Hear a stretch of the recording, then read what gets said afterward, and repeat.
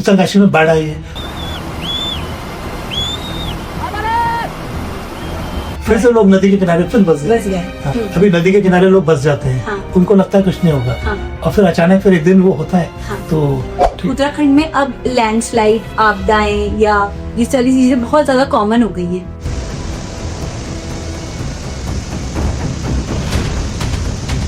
मतलब आए दिन कोई ना कोई न्यूज आती है। पहले तो काफी समय बाद एक न्यूज आती थी कहीं से भी रोडें कट रही हैं। देखिए, इतनी ज्यादा चौड़ी सड़कें बनाने की जरूरत नहीं थी, तो 2 लेन करने के लिए आपने इतना ज्यादा अंदर चले गए, तो पूरा पहाड़ को कितना थामोगे आप। जैसे अभी बद्रीनाथ का ही वहाँ पे पूरा कंस्ट्रक्शन चल रहा है, आपको क्या लगता है ये किस हद तक सही है? मुझे देख के बहुत ज्यादा अफसोस हुआ वहाँ पे इतना ज्यादा कंस्ट्रक्शन हो गया, which is not correct at all. You should relate to the culture there, plaza, these things are, they sound good, but are they relevant there? मैं जब केदारनाथ गया तो वहाँ तो इतनी बॉडीज और ऐसे पेड़ों से लटकी हुई बॉडीज, काफी वैसा सीन था। केदारनाथ के मंदिर प्रांगण में लोगों की लाशें और बड़े बड़े पत्थर आकर गिर गए। ऐसा फील हुआ है कि जो प्लेन्स की टेक्निक्स हैं वो पहाड़ों पे थोपी जा रही है। उससे सबसे पहले इन्होंने लकड़ी को ही गायब कर दिया ना, उसमें लकड़ी से बैंड बनते थे। हाँ, तो आप लकड़ी यूज ही नहीं कर सकते हैं। यहाँ पे स्लेट्स कई जगह पे निकलती हैं। हाँ। और हम हिमाचल से स्लेट खरीदते हैं। गाँव है ना, गाँव में लोगों को पुराने मकानों की कदर कम है। वो सोचते हैं कि नया मॉडर्न मकान, तो गाँव में तो ये स्थिति है। हाँ। सुरकुंडा देवी मंदिर के बारे में एक फैक्ट मैं बताना चाहूँगा कि जब वो मंदिर का काम शुरू कर रहे थे, मैंने उनसे पूछा था आपका क्या बजट है, तो उन्होंने बोला कि हमसे 25 लाख रुपए है। और ये वो मंदिर पूरा बन भी गया ना, जो सरकार पे लोग ट्रस्ट कम कर रहे थे। इसमें सरकार कहाँ लैग कर रही है कि वो लोगों के जो है विश्वास नहीं जीत पा रही उस तरीके से।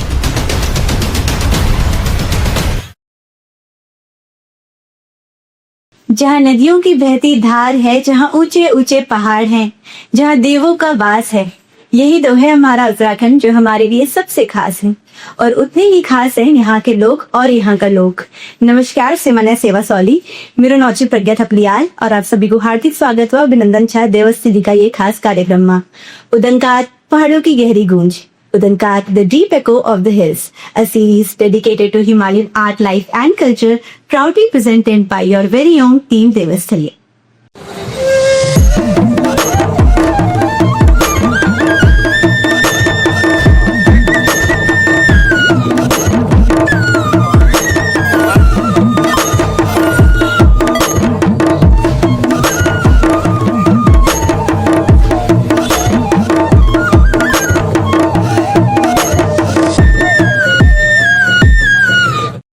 आज हमारे साथ हैं एक ऐसे व्यक्ति जिन्होंने इमारतों में यादें संभाली, संस्कृति संभाली।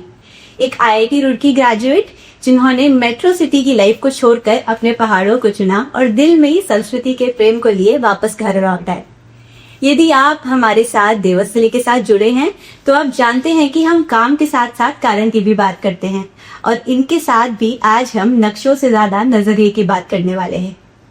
चाहे वो केदारनाथ की मेडिटेशन केव हो, माँ धारी देवी के भवन का पुनर्निर्माण, माँ सुरकुंडा देवी, श्री महासू देवता या श्री सेम नागराज भगवान का मंदिर हो, इन सभी भवनों के पुनर्निर्माण में इनकी बहुत अहम भूमिका रही है।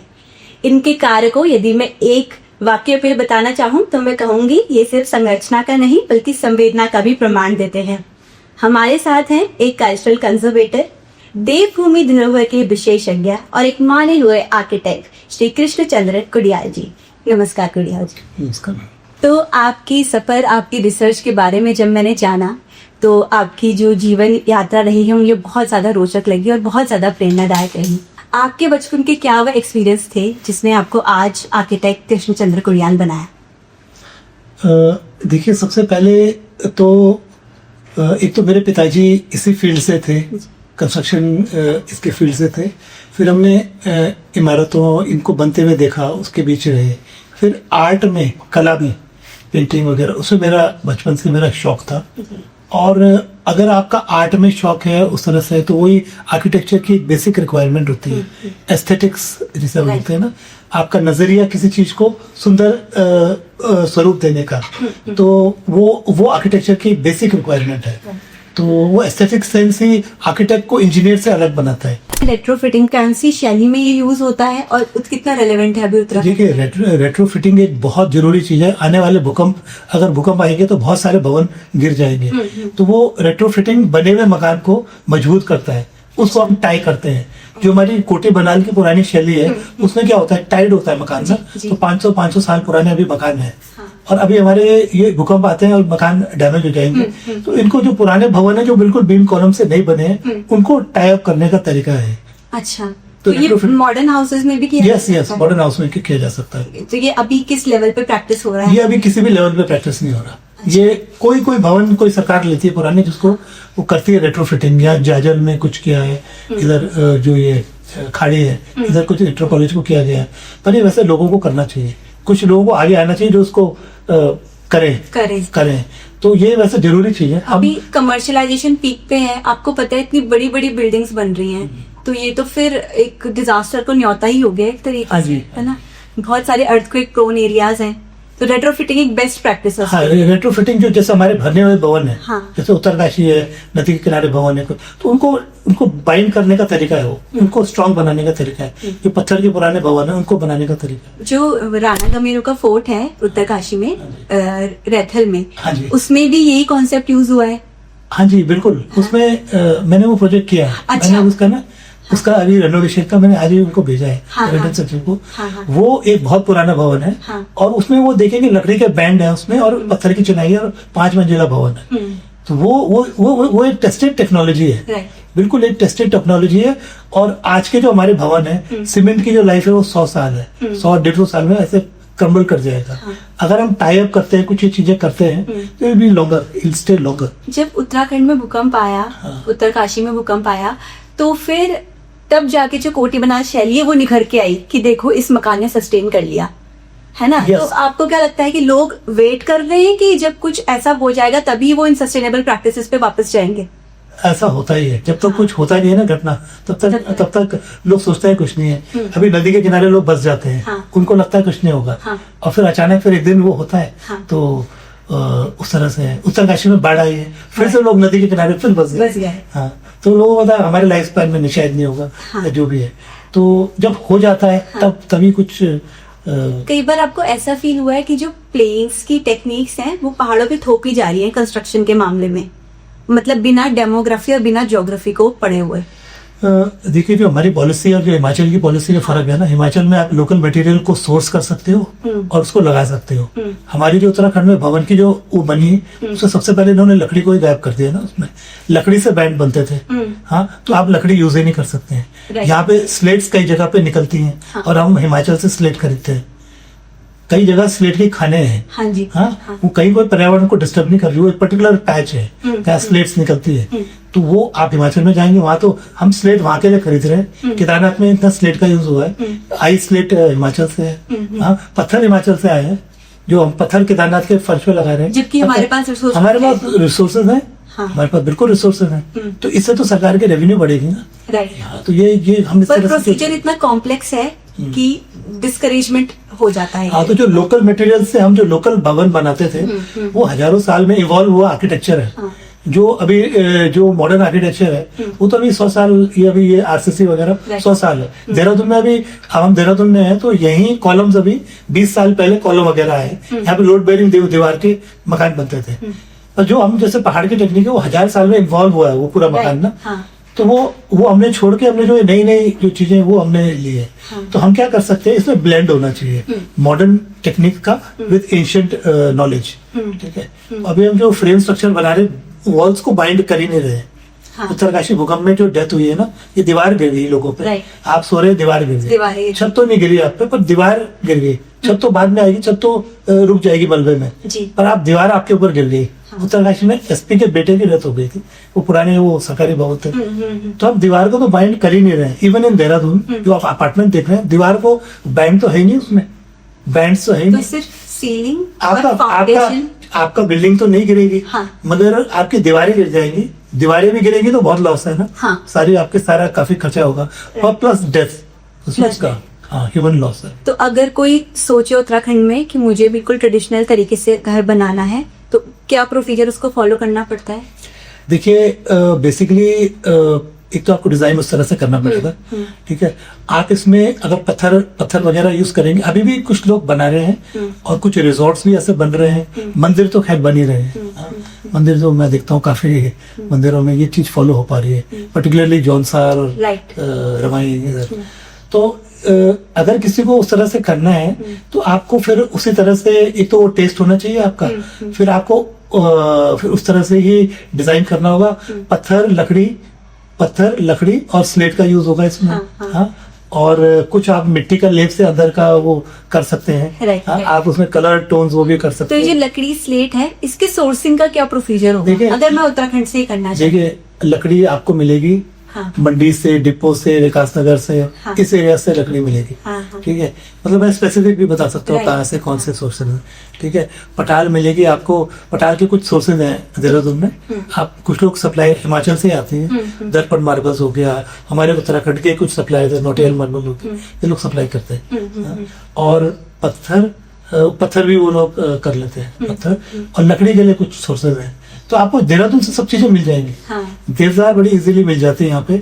देवदार को यूज नहीं करता देहरादून में ना, क्योंकि वो तेल छोड़ती है। तो कॉस्ट वाइज भी देवदार उतनी महंगी नहीं है जितनी टीक वगैरह है। तो ये चीजें मिल जाती हैं, पर यह है कि आपको बड़े पेशेंटली मकान बनाना होता है। अभी तो मकान ऐसे बनते हैं ना, फटाफट फाउंडेशन डली और पूरा जल्दी हो गया, लेटर पड़ गया। आपको स्टेप बाय स्टेप बढ़ना पड़ेगा इसमें, उस तरह से। तो जो पुराने घरों का स्ट्रक्चर है वो कितना वेल थॉट भी है, कितना मल्टी फंक्शनल है। जैसे नीचे आपके जानवरों के लिए ओबरा बोलते हैं ना, बीच में कमरे, बॉर्न और फिर सबसे ऊपर किचन, तो बहुत मल्टी फंक्शनल भी है। तो आज के घरों में क्या आपको लग रहा है कि जो फंक्शनैलिटी है कम हो रही है? जैसे कोठार का कॉन्सेप्ट है कि अनाज के लिए सेपरेट रूम, मतलब बहुत एक ही, मतलब बहुत यूटिलाइजेशन है उस पर्टिकुलर स्पेस का। देखिए एक फैक्ट तो ये है कि जो गाँव है ना, गाँव में लोगों को पुराने मकानों की कदर कम है। वो सोचते हैं कि नया मॉडर्न मकान उनको कंफर्टेबल लगता है, वो साफ सुथरा उनको वैसा लगता है ना। वो जो एक्चुअली जिसके पास जो चीज होती है उसको वो चीज उतनी वो नहीं लगती। तो गांव में तो ये स्थिति है। पर जब वो शहरों में रहने लगते हैं, जब हम पक्के मकानों में रहने लगते हैं, तो हमें जो चीज हमारे पास नहीं है वो वाले मकान तो हमें वो अच्छे हैं। जबकि आप आर्किटेक्चरली साइंटिफिकली देखेंगे तो पुराने काफी अच्छे है, उसके अंदर जो फील आता है वो नए मकान में नहीं आ सकता। जैसे ट्रेडिशनल होम्स में चौक का कॉन्सेप्ट होता है ना, तो मुझे ऐसा लगता है कि वो लाइट, स्पेस और एक सोशल एस्पेक्ट में भी बहुत कुछ कंट्रीब्यूट करता है। और अभी के जो घर हैं वो बहुत कॉम्पैक्ट हैं, मतलब कल्चरली सोशल चीज को हम निग्लेक्ट कर रहे हैं। तो आपको ऐसा लगता है कि जो चौक वाला कॉन्सेप्ट है, अगर हम इसको रिवाइव करें तो लोगों की मेंटल हेल्थ बेटर हो सकती है, या क्लाइमेट की कंडीशंस के हिसाब से भी? बहुत जरूरी, मतलब चौक तो देखिए, चौक और उसमें बैठने का वो मनोरी होती है, ऐसा पूरा कटार लगे। चौक, जिस घर में चौक है ना, उस घर की शोभा ही अलग है। गांव में ना मैं देखता हूँ, जैसे गांव में लोगों ने मकान बनाए होते हैं तो बहुत कंजेस्टेड जगह में, जबकि उनके पास बहुत खेत है इधर। हाँ, और वो गांव में बिल्कुल कंजेशन में रह रहे हैं। और चौक आपके जब शादी वगैरह होगी वो उसी कंजेस्टेड से किसी चौक में वो कर देंगे शादी। ठीक है, मगर थोड़ा सा गांव के लोग अगर सोचे उस तरह से, अभी तो देखिए जो नई पीढ़ी है ना, उसमें बहुत सारे ऐसे बच्चे हैं जो, जैसे आप भी हैं बेटे, तो आप लोग इसकी अहमियत समझ रहे हैं और ये बड़ी अच्छी बात है। और मैंने देखा है कि जो मंदिर भी जिनका चौक है उनकी बातें अलग है। ठीक है, आप अभी मैं जखोल का मंदिर कर रहा हूँ, जखोल का परिसर कर रहा हूँ। तो जखोल में परिसर है, तो वो आपने कई शूटिंग्स देखी होंगी वहाँ पे। तो वो परिसर में जो वो आता है ना पूरा गेटअप, और कोई फंक्शन होते हैं, सामाजिक कार्य होते हैं, तो उसकी बातें अलग होती है। हाँ, तो वो चौक का तो बहुत महत्वपूर्ण है। आपने जौनसार क्षेत्र में भी काम किया है, गढ़वाल में भी, कुमाऊं में भी, तो क्लाइमेटिक कंडीशंस के हिसाब से, ऑल्टीट्यूड वाइज किस हिसाब से जो है आर्किटेक्चर बदलता है?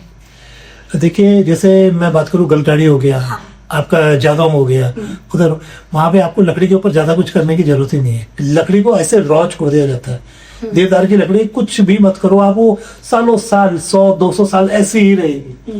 क्योंकि मैं अभी मैं चल रहा था, अभी कुछ दिन पहले मैं बिसोई और उस तरफ गया था, तो वहाँ जो पुराने मकान है तो लकड़ी रसी है, रॉ 100-150 साल पुराना मकान है वो। IIT रुड़की ने रेनोवेट किया मकान में, एक हमारे मित्र का, उन्होंने एक स्टडी के तौर पे लिया था। तो वो जो मकान ही है उसकी लकड़ी 100-200 साल पुरानी है, कोई पॉलिश नहीं हो रखी, कुछ नहीं हो रखा। ठीक है, और वो ऐसे ही है। कंटाड़ी मंदिर में जो लकड़ी जो लगी थी, देवदार की लकड़ी, उन्होंने उसमें वो लगाया गौमूत्र, तो गौमूत्र उन्होंने वो लगाया। तो वो लकड़ी वैसे एज इट इज है। वही लकड़ी जब आप नीचे आ जाते हैं हाँ। तो तब थोड़ा सा उसकी प्रोटेक्शन करनी पड़ती है। हाँ। और देहरादून में तो गर्मी है तो यहाँ वो लकड़ी तेज होती है, देवदार की लकड़ी। हाँ। पर वो कुछ समय के लिए छोड़ती है, फिर उसके बाद वो हो जाता है। तो हमने वही लकड़ी अलग अलग जगह पे यूज करी है। हाँ। देवदार बेसिकली एक सॉफ्ट लकड़ी है, हाँ। उसमें कारीगरी आसान होती है, छीड़ा वगैरह नहीं लगता है। हाँ। तो इट्स अ वेरी गुड। तो ये सब पुरानी नॉलेज जो है ये पीढ़ियों से आई है ना। हाँ। हाँ, तो उस तरह के। तो आप जब कोई नई जगह का आपको काम मिलता है तो आप कैसे पहले लोकाचार को समझने की कोशिश करते हैं? जो आपने एस्थेटिक्स की बात बोली ना, तो जगह के साथ वो भी बदल जाते हैं, तो आप कैसे उसको सिंक इन करते हैं कि इस जगह पर इस तरीके से? देखिए, जैसे अभी हम जादव में काम कर रहे हैं, तो जादव में जो पुराने घर थे वो एक्सपोज स्टोन मेसनरी, पत्थर के सीधे घर थे, और आगे उनके खंभे और जो लकड़ी की नक्काशी वाले होते।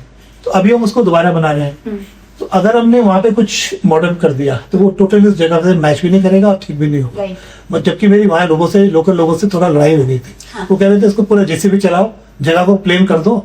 अच्छा। और कुछ होते हैं गाँव में नेता हाँ, हाँ। इसको पूरा ये कर दो और प्लान ऐसे बना दो लाइन से। हाँ। मैंने कहा इसका पूरा कैरेक्टर ही खत्म हो जाएगा, क्योंकि वो जो जगह है, एक मकान यहाँ पे, एक यहाँ पे, एक चौक यहाँ पे बन रहा है, हाँ। एक चौक वहां पे बन रहा है। हाँ। तो वो एक तरीके से ही जैसे था ना, जी। जैसे वो गाँव था, तो उस तरह से ही उसको। तो हमने फिर वहां पे टोटली पत्थर यूज कर रहे हैं, लकड़ी यूज कर रहे हैं, पटाल यूज कर रहे हैं, और अंदर छत लकड़ी की है, तो वो कोई आरसीसी का उस तरह से यूज नहीं है उसमें।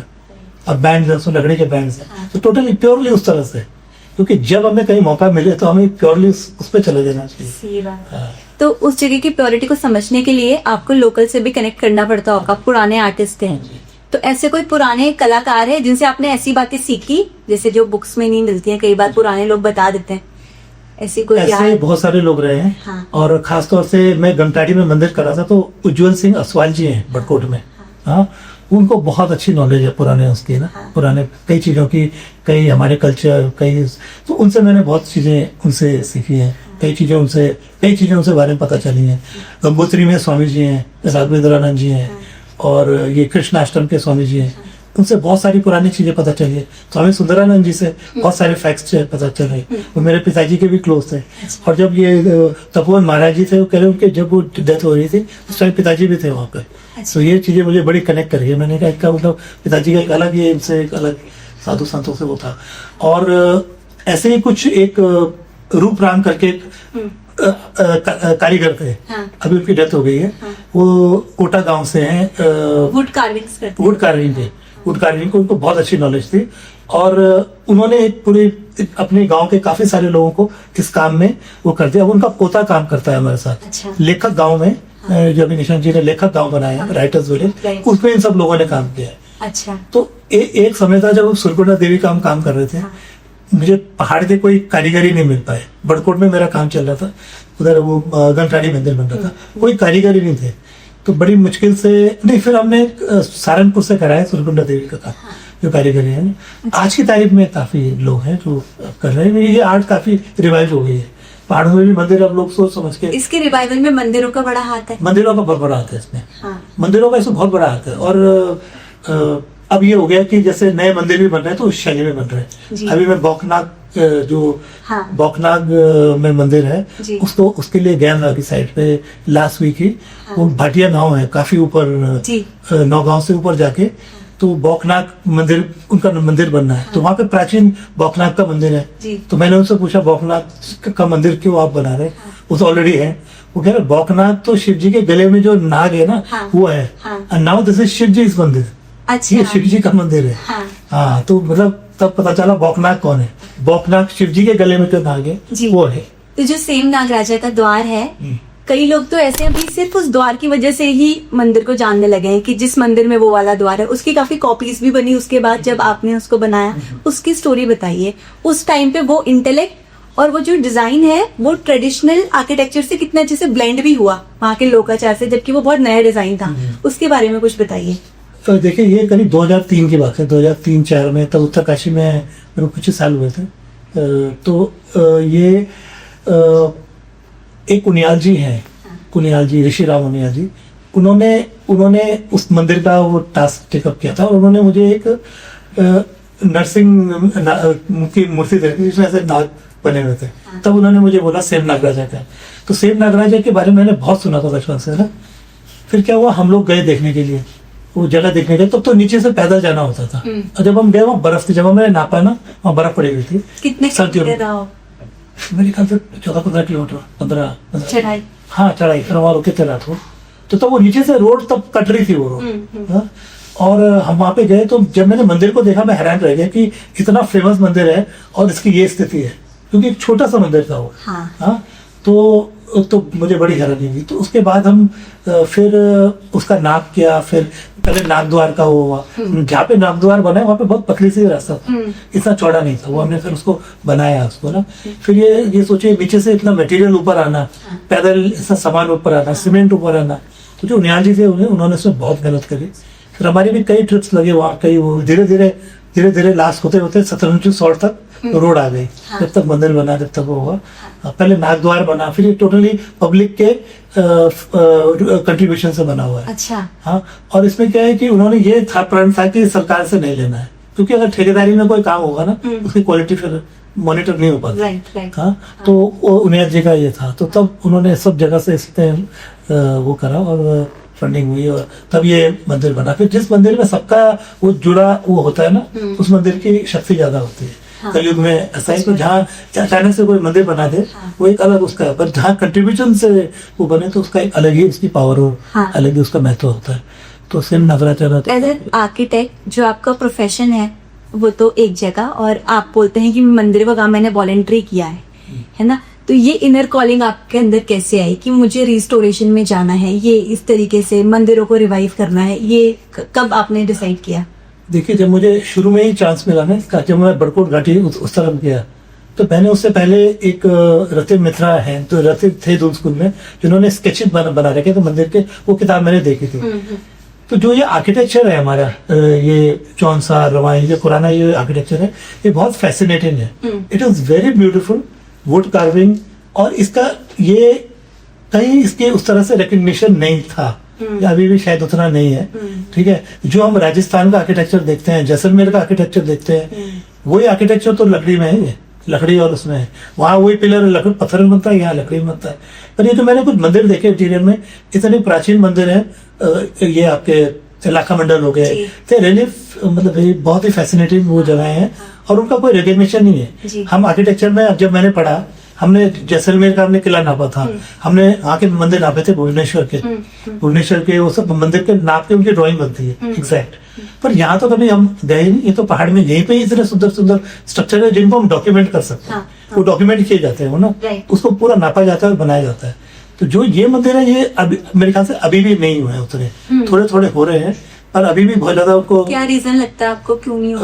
अवेयरनेस, हम इसको वो हाईलाइट कर नहीं पाए, हम इनको हाईलाइट नहीं कर पाए। सो अंदर इंटीरियर में बहुत सुंदर सुंदर बहुत प्राचीन मंदिर है। मतलब कुछ को तो मैं अभी देख रहा हूँ, ऐसे इंटीरियर में काफी जगह गया हूँ, मगर कई मंदिरों तो अब देखने को मिलते हैं, और वो इतने मतलब बहुत सुंदर है, क्योंकि उसमें कुछ आर्किटेक्चरली हम कुछ एलिमेंट्स देखते हैं जो और कहीं नहीं है। मैं आपको बता रहा हूँ, बिरसर महादेव में मैंने एक मंदिर किया था इनका, BKTC का। उसका जो ऊपर का पार्ट है जहाँ लकड़ी होती है ना, जैसे केदारनाथ मंदिर में टॉप पार्ट में लकड़ी होती है और पटारा वो होता है, उसमें वो सारी चीजें पत्थर की बनी हुई थी, जो कि कहीं भी नहीं है। वो जो कहीं भी नहीं है, तो वो कई चीजें, मतलब केदारनाथ मंदिर इतना प्राचीन है, उसके ऊपर भी लकड़ी का वो है, वो पत्थर में बनी हुई है।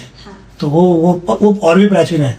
वो तो वो बिरसर महादेव, उसके मूर्तियों से पता लग जाता है कितना प्राचीन है। पूरी मूर्तियां घिसी रहती है, जैसे लाखा मंडल में। तो ऐसे बिरसर महादेव है मंदिर ना, थली साइड पे, जैसे देवलगढ़ में देवलगढ़ बहुत सारी प्राचीन मूर्तियां हैं। देवलगढ़ फोर्ट के बारे में कुछ बताइए। ठीक है, देवलगढ़ में कई बार गया हूँ, और मेरी हमेशा वहाँ हुनियान जी से बात होती है, इसको सही करने की जरूरत है जगह को, पर बहुत सेंसिटिव तरीके से। देखिए, ये जो भी ये जगह है, अगर उनको छेड़ेंगे और हमने कॉम्प्लीटिंग कर दी और उस तरह से कर लिया, ये जगह बेकार हो जाएगी। इनफैक्ट वो जहाँ उनको जो देवलगढ़ बेसिकली कैपिटल रहा है उत्तराखंड का, वहाँ पे उस जगह से पता नहीं वो चीजें डॉक्यूमेंटेड है कि नहीं, उस जगह से रिलेटेड कहानियां हैं। मतलब वहाँ पे कई षड्यंत्र भी हुए। कोई राजा को वहां से या राजकुमार को वहां से नीचे भी धकेला गया। ठीक है, और पूर्व थानी और कौन सारे पुराने इतिहास है, बहुत सारी कहानियां, बहुत कहानियां वहाँ की। तो देवलगढ़ में तो आप देखिए, वहाँ शेर बाघ वहाँ घूमते रहते। जैसे मैं ही था वहाँ पे, हमने इतने बार देखा वहाँ पे, मैं वहाँ रुका 2-3 दिन। तो वो देवलगढ़ जो है, देवलगढ़ को वो करने की जरूरत है, हाईलाइट करने की, रिस्टोर करने की। देवलगढ़ से जो नीचे स्ट्रक्चर है, जो जहाँ ये मंदिर है उधर एक वो गौरा देवी का मंदिर। हाँ, गौरा देवी का मंदिर है, बैठने की एक जगह है। हाँ। अब वो यहाँ के लोकल पत्थर में वो कार्विंग हो रखी है, जो कि राजस्थानी पत्थर में होती है कार्विंग। राजस्थानी पत्थर तो सॉफ्ट होता है, हमारा पत्थर बहुत ज्यादा हार्ड है। हाँ। इसमें कार्विंग करना बहुत बहुत ही टफ है। इसमें वो कार्विंग हो रखी है। जी, मैं देवलगढ़ गई थी तो मैंने भी देखा दीवारों पर काफी कुछ लिखा था, जिसको डिकोड करना बड़ा मुश्किल था। कुछ तो वो एंशिएंट लैंग्वेज में बहुत सारी चीजें उसमें लिखी तो हुई। मेरे ख्याल से इसमें जैसे IIT है, हाँ, हाँ। हमारा जो डिपार्टमेंट है वहाँ पे, उन लोगों को उसको डॉक्यूमेंट करना चाहिए। और मतलब ये तो खैर हम अपने स्तर से भी उनको बोल के कर सकते हैं। और ये बहुत सारी पुरानी जगह है, यहाँ पे किले रहे हैं, फोर्ट रहे हैं, गढ़ रहे हैं, गढ़ के रिमेन्स हैं। Uttarakhand is very very fascinating, जो उसके बारे में इतिहास आया ही नहीं है ना। आप नरेंद्र सिंह नेगी जी ने तो हमें सारे दर्शन कराए चीजों के। और वो जो जब आप 52 गढ़ों की बात सुनो और उनसे रिलेटेड कहानियां सुनो, तो आप वो किसी भी तरह से उनसे कम नहीं थे। महाराणा प्रताप और उनसे बिल्कुल, जिन्होंने अपना शीश काट के दे दिया। हाँ, तो कैसे कैसे लोग रहे हैं और कैसे कैसे हो रहे हैं। तो हमारे को जो इतिहास है वो बहुत सारा आर्किटेक्चर के थ्रू प्राप्त होता है। उसको डिकोड करके उससे इंस्पिरेशन उससे वो लेने की जरूरत है। तो जैसे राजराजेश्वरी माँ की हम बात कर रहे हैं, राजाओं की देवी, ऐसे ही किसी और मंदिर पे काम करते हुए कभी आपको कुछ डिवाइन आपने कुछ एक्सपीरियंस किया है कभी? मासू देवता का मंदिर है बिसोई में। हाँ, और मासू देवता का मैंने ये फील किया है कि he is the most powerful deity in Uttarakhand. उनको जिस तरह से लोग वहाँ के मानते हैं ना, वो अलग ही एक प्योरिटी और उसका एक लेवल है। और जिस तरह से वो उनके लिए जुटते हैं उस तरह से, तो इसलिए उस देवता में ज्यादा शक्ति है। सच का। नहीं तो देवता तो देखिए अल्टीमेटली तो भगवान एक ही है, और ये सब अलग अलग उनके रूप है, अलग अलग वो है, ठीक है। मगर जिसको जो जितने स्ट्रांगली उनको मानेंगे तो उतना उस देवता की पावर बढ़ती है। मासू देवता का मैंने बहुत ज्यादा फील किया है। बहुत संगठित लोग हैं, बहुत संगठित लोग हैं और बड़े तरीके से चीजें करते हैं, प्लान बड़े तरीके से करते हैं। मैं बिसोई की बात कर रहा हूँ। बिसोई में उन्होंने बहुत ही अच्छे तरीके से पूरे अपने समाज को संगठित करके काफी बड़ा एक मंदिर, मेरे ख्याल से मासू देवता का सबसे बड़ा मंदिर में से है। और पूरा कंट्रीब्यूशन से सारे अब एब्सोल्युटली प्योर उनका प्योर फीलिंग्स, प्योर कर्म, उस तरह से उन्होंने वो करा। मंदिरों को लेके या भगवानों को लेके जो ये यूनिटी है, क्या आपको लगता है कि जौनसार की कंपैरिजन में गढ़वाल और कुमाऊं के क्षेत्रों में कम है? क्या आपने ऐसा कभी एक्सपीरियंस? यस, ये कम है। हाँ। कम है। क्या कारण लगता है? अभी वैसे कहीं गांव में जैसे मंदिर बन रहे हैं, हमारे क्षेत्र में भी ओडेश्वर मंदिर बना, उससे जुड़ने का भी हो रहा, पर उस वजह से कई लोग फिर गाँव आने लगते हैं, धीरे धीरे ना लोग जुड़ने लगते हैं। तो ये होता है, मैंने तो देखा है जैसे जहाँ मतलब जैसे मंदिर बनना एक प्रक्रिया है, वो आपके ना गांव को एक कर देती है, ठीक है। आपके पॉलिटिकल आजकल हर जगह डिफरेंसेस हो गए ये पार्टियों पे, तो जो जब मंदिर बनने की प्रक्रिया होती है तो उसमें लोग जुड़ जाते हैं, तो वो मैंने कई जगह देखा है कि वो एक अच्छा, उससे एक अच्छा वो हुआ है, ठीक है। जैसे ये बिसोई गांव भी है, इसमें भी मंदिर बनने के उससे काफी वो जुड़ा हुआ है। सुरकुंडा देवी मंदिर में जो समिति है वो बड़ा अच्छा, वहाँ पे बड़े अच्छे लोग हैं। और उन्होंने उस मतलब वो क्या कर सकते हैं, उससे जो एक्स्ट्रा जो वहाँ से आए हैं उससे वो गांव का डेवलपमेंट कर सकते हैं, क्योंकि अपने गांव है ना, स्कूल की कंडीशन ठीक कर दी, थोड़ा सा नीचे और चीजें कर दी, उससे कई उस क्षेत्र का डेवलपमेंट हो सकता है। अब सुरकुंडा देवी मंदिर के बारे में एक फैक्ट मैं बताना चाहूंगा। जब वो मंदिर का काम शुरू कर रहे थे, मैंने से पूछा था आपका क्या बजट है, उन्होंने बोला कि हम पे 25 लाख रुपए है। और ये वो मंदिर पूरा बन भी गया ना, वो 25 लाख वहीं के वहीं पड़े हुए थे। वो कब बना, ऐसा तो बहुत ज्यादा हुआ है मेरे साथ कि वो मंदिर कब कोई बना और कब पैसे आए, कहाँ से आए, कुछ पता ही नहीं। कोई मंदिर का काम शुरू करने से पहले आप कुछ रिचुअल प्रैक्टिस करते हैं?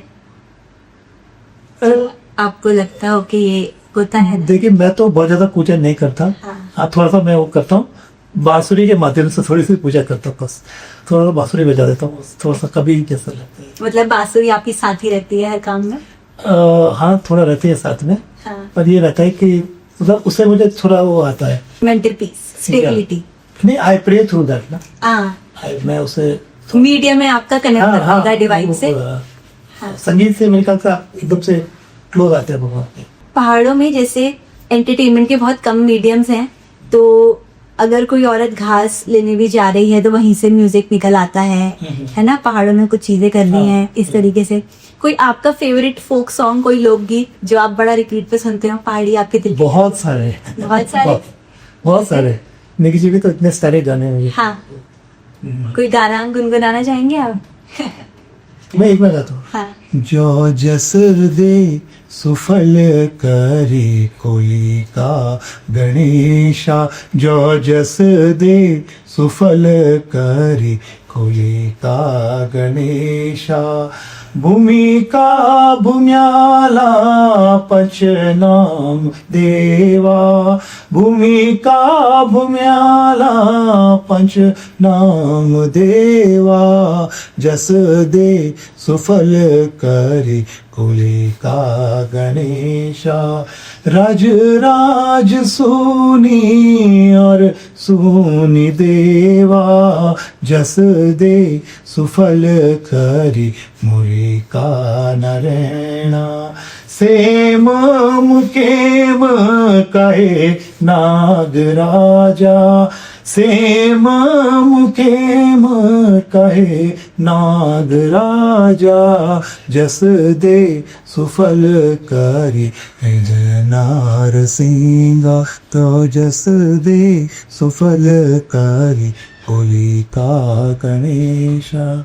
वाह, बड़े भाव से आपने गाया। इसकी क्या परंपरा है? जो तिबारी में कार्विंग्स होती हैं, कुमाऊं में लिखाई बोलते हैं, हमारे यहाँ तिबार बोलते हैं, इसके बारे में कुछ बताइए। देखिए, जो ये कार्विंग वगैरह है, हाँ। मतलब पहाड़ में ना एक आर्टिस्टिक समाज रहा है। हाँ, क्योंकि आप कहीं उत्तर प्रदेश में जाएंगे, उधर जाएंगे, सब अलग अलग फील है, अलग अलग जगह का। पहाड़ में आपकी इच्छा होगी कि आप बांसुरी बजाओ, मेरी इच्छा यहाँ पे नहीं होगी, पर कोई मैं ऐसी जगह पे चले जाऊँ, वहां बैठ के मन करेगा यहाँ बैठ के बांसुरी बजाओ। तो जैसे आप जिस तरह के माहौल में वहां पे, तो वहां पे कला आती है, कला निकल के आती है।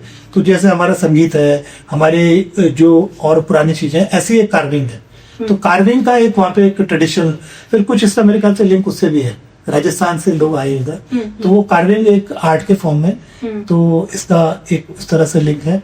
और फिर क्या है कि जैसे हम अपने देवता का मंदिर बना रहे हैं, हम इसको सजाना चाहते हैं, तो ठीक है, तो लोगों का रहता है कितनी कार्विंग की जाए, कितना वो किया जाए। सजाने का एक माध्यम का कार्विंग अपनी अपनी अपनी अभिव्यक्ति वो अपनी कला के रूप में उस लकड़ी पे कर रहा है। ठीक है, तो मैं ये देखता हूँ कि जैसे ये है, जैसे मैं देखता हूँ ना, किसी देवता को आप बहुत मानते हो, तो आप उसको, जैसे मानसो देवता का मैं मंदिर देखता हूँ, वो एक से एक उसमें कलाकारी अपनी पूरी वो लगा देंगे उसमें वो। हाँ, और जैसे कहीं और जगह जहाँ आस्था कम हो गई, अरे फटाफट उन्होंने बनाया हो गया, आप ज्यादा इन्वॉल्व नहीं हो। तो मेरे ख्याल से उनकी जितनी वो स्ट्रॉन्ग वो है इस तरह से। जब कोई रिलीजियस फिगर बनना है, तो मैंने सुना है कि वुड से हो या किसी भी चीज से, तो उसमें कुछ स्पेसिफिक जड़ी बूटियां भी लगती हैं और मंत्रों से भी, मतलब उसका जब बन रहा होता है प्रोसेस में इन चीजों का भी यूज होता है। इस बात में कितनी सच्चाई है? आपने कभी ऐसा? ये डेफिनेटली ऐसा रहा होगा। हाँ। पर ये एक्सटिंक्ट हो गया है, ये अभी इतना नहीं है, ये चीजें इतना नहीं है। वो है कि जो हम जैसे चिनाई करते हैं, पुराने मंदिर जैसे बना रहे हैं जो दाल और उससे बनते हैं, वो नॉलेज भी पूरी ढंग से आज की तारीख में नहीं है। अभी एक गैप आ गया है, इनको रिसर्च करने की जरूरत है। मतलब आप ये लगाइए कि जैसे हम बहुत सारे कार्विंग की कई चीजें करते हैं ना, उनके नाम भी नहीं है। हाँ। इसको क्या बोलते हैं, इसको क्या बोलते हैं, हम बोल रहे हैं लटकन है, ये हाँ। है, वो तो हमने ऐसे रख दिया नाम, और उसके क्या नाम होते होंगे उसको डॉक्यूमेंट करने की जरूरत है, या फिर नए सिरे से उनको कुछ नाम देने की जरूरत है। अगर हम अपने इस ट्रेडिशनल आर्किटेक्चर की बात कर रहे हैं ना, तो उसमें उसके नाम होने चाहिए, अलग अलग एलिमेंट्स के नाम होने चाहिए। ठीक है, ताकि जो आगे डिजाइन कर रहे हैं, बहुत सारे आर्किटेक्ट्स उसमें काम कर रहे हैं, और वो काम करें तो उनको बताओ कि इसको क्या बोलते हैं, उसको क्या बोलते हैं। टर्मिनोलॉजी नहीं है, बिल्कुल टर्मिनोलॉजी नहीं है। हम बोल रहे बीम, कॉलम, लिटरली, ये तो हमें पता है, चीजें हिंदी में भी होगी, और जो हमारे बहुत सारी चीजें उसमें है, उनका तो कोई वो हमने ऐसे कुछ तो एक कॉमन वो नहीं है उसमें। तो वो कर सकते हैं। मतलब अभी जिस आर्किटेक्चर लेवल पे हैं वो बहुत ऊपर से है, इन डेप्थ अभी बहुत सारी चीजें रह रही। आपने दाल से कंस्ट्रक्शन के बारे में बात करी, उड़द की दाल से हुआ करता था। उड़द की दाल, थिक वॉल्स रहती थी पहले, और उससे जो है वेंटिलेशन वगैरह काफी अच्छे से होता था। वो प्रैक्टिस आज के टाइम पे कितनी प्रैक्टिकल रहेगी अगर कोई उसको रिवाइव करना चाहेगा तो? वो टोटली प्रैक्टिकल रहेगी। मतलब उसको आप तो ना स्पेस का कंस्ट्रेंट हो गया। आपको जगह आपकी ना 1.5 फीट दीवार में चली जाएगी तो आपको लगेगा मेरा तो काफी जगह उसमें चलेगी, पर इसमें सिर्फ बाहर की दीवार देनी है अपने 1.5 फीट की, क्योंकि वो आपको इंसुलेशन देगी। बाहर की हीट अंदर नहीं आएगी, हाँ, अंदर की हीट बाहर लूज नहीं होगी, ठीक है, सर्दी भी बाहर के अंदर नहीं आएगी। तो वो तो इंसुलेशन का काम करती है ना, मेन उसका पर्पस इंसुलेशन का करता है। तो जो ये मोटी दीवार है तो ये तो उस तरह से अच्छा वो करती है। आज की इससे क्लाइमेट चेंज हो रहा है, इन कंडीशंस को मेंटेन करने के लिए या लेट्स से देहरादून जैसी ही सिटी में कौन सा स्ट्रक्चर सबसे ज्यादा बेस्ट रहेगा आपके हिसाब से? देखिए, अगर लोग वो पुराने स्ट्रक्चर बना पाए, ठीक है, यहाँ पे देहरादून में ना FRI बिल्डिंग है, हाँ, और बिल्डिंग्स आप दून स्कूल में पुरानी बिल्डिंग्स हैं, आप देख लीजिए उनको, पंखे AC नहीं है उनमें, पंखों से काम चल रहा है, सीलिंग हाई है और सीलिंग में भी RCC नहीं है, वो आर्चेस वाले वो हैं। तो देख लीजिए वो मकान अभी तक हैं, हाँ, वो मकान अभी तक हैं। तो मैं लेखक गांव में हम लोग काम कर रहे हैं, उसके बाहर पे कुछ उनके अंदर में कुछ पुराने मकान है जिनको हम रिवाइव कर रहे हैं। एक तो उसमें सुंदरता इतनी अच्छी है, आप उसमें देखिए, उसमें और सारी कार्विंग उन्होंने जैसे जाली बना रखी है ना, वो भी ब्रिक में काट के बना रखी है। तो अगर आप बनाएंगे तो आपको क्लाइमेटिकली आपको बहुत बेटर मकान मिलेगा, ठीक है। वो तो डेफिनेटली आपको उसमें क्लाइमेट के हिसाब से और उस हिसाब से सीलिंग्स हाई होती हैं और आपका ये इंसुलेशन, बाहर की हीट अंदर नहीं आती है। तो कई सर्दियों में वो गर्म रहेंगे, गर्मियों में ठंडे रहेंगे। तो वो तो आप देख लीजिए, पुराने मकान कई सारे हैं यहाँ पे। FRI में हो गया, दूध स्कूल में हो गया, आप पे और भी कुछ पुराने स्ट्रक्चर है यहाँ पे। तो वो तो आपके सामने एग्जाम्पल्स है। तो गुरु रामराय दरबार में पुराने, जी वहाँ पे बहुत पुराने। तो ये प्रैक्टिसेस अगर फॉलो हो तो ये बहुत अच्छा रहेगा अभी के। यस। कॉस्ट कंपैरिजन में क्या डिफरेंस आएगा? देखिए, अगर आप 1 या 2 मंजिल बना रहे हैं तो then you don't make it RCC ना, आप इसको लोड बेयरिंग दीवार बना दो बैंड्स के साथ, तो तब कॉस्ट लगभग सेम आ जाएगी। तब कॉस्ट मतलब तरीके हैं। हाँ, तरीके हैं, क्योंकि हम RCC बहुत कॉस्ट करती है, RCC को पूरा वो देना सारा बहुत कॉस्ट करता है। स्टील बहुत महंगा है, सीमेंट बहुत महंगा है, ठीक है। तो वो है, पर ये कुछ चीजों की अवेलेबिलिटी सरकार को करनी पड़ेगी। स्टोन वगैरह यहाँ मिलना चाहिए, स्टोन मिलता नहीं है इजीली ना, जबकि यहाँ पे बहुत स्टोन पड़ा हुआ है, जगह जगह रोड्स करती है, तो उस तरह से है।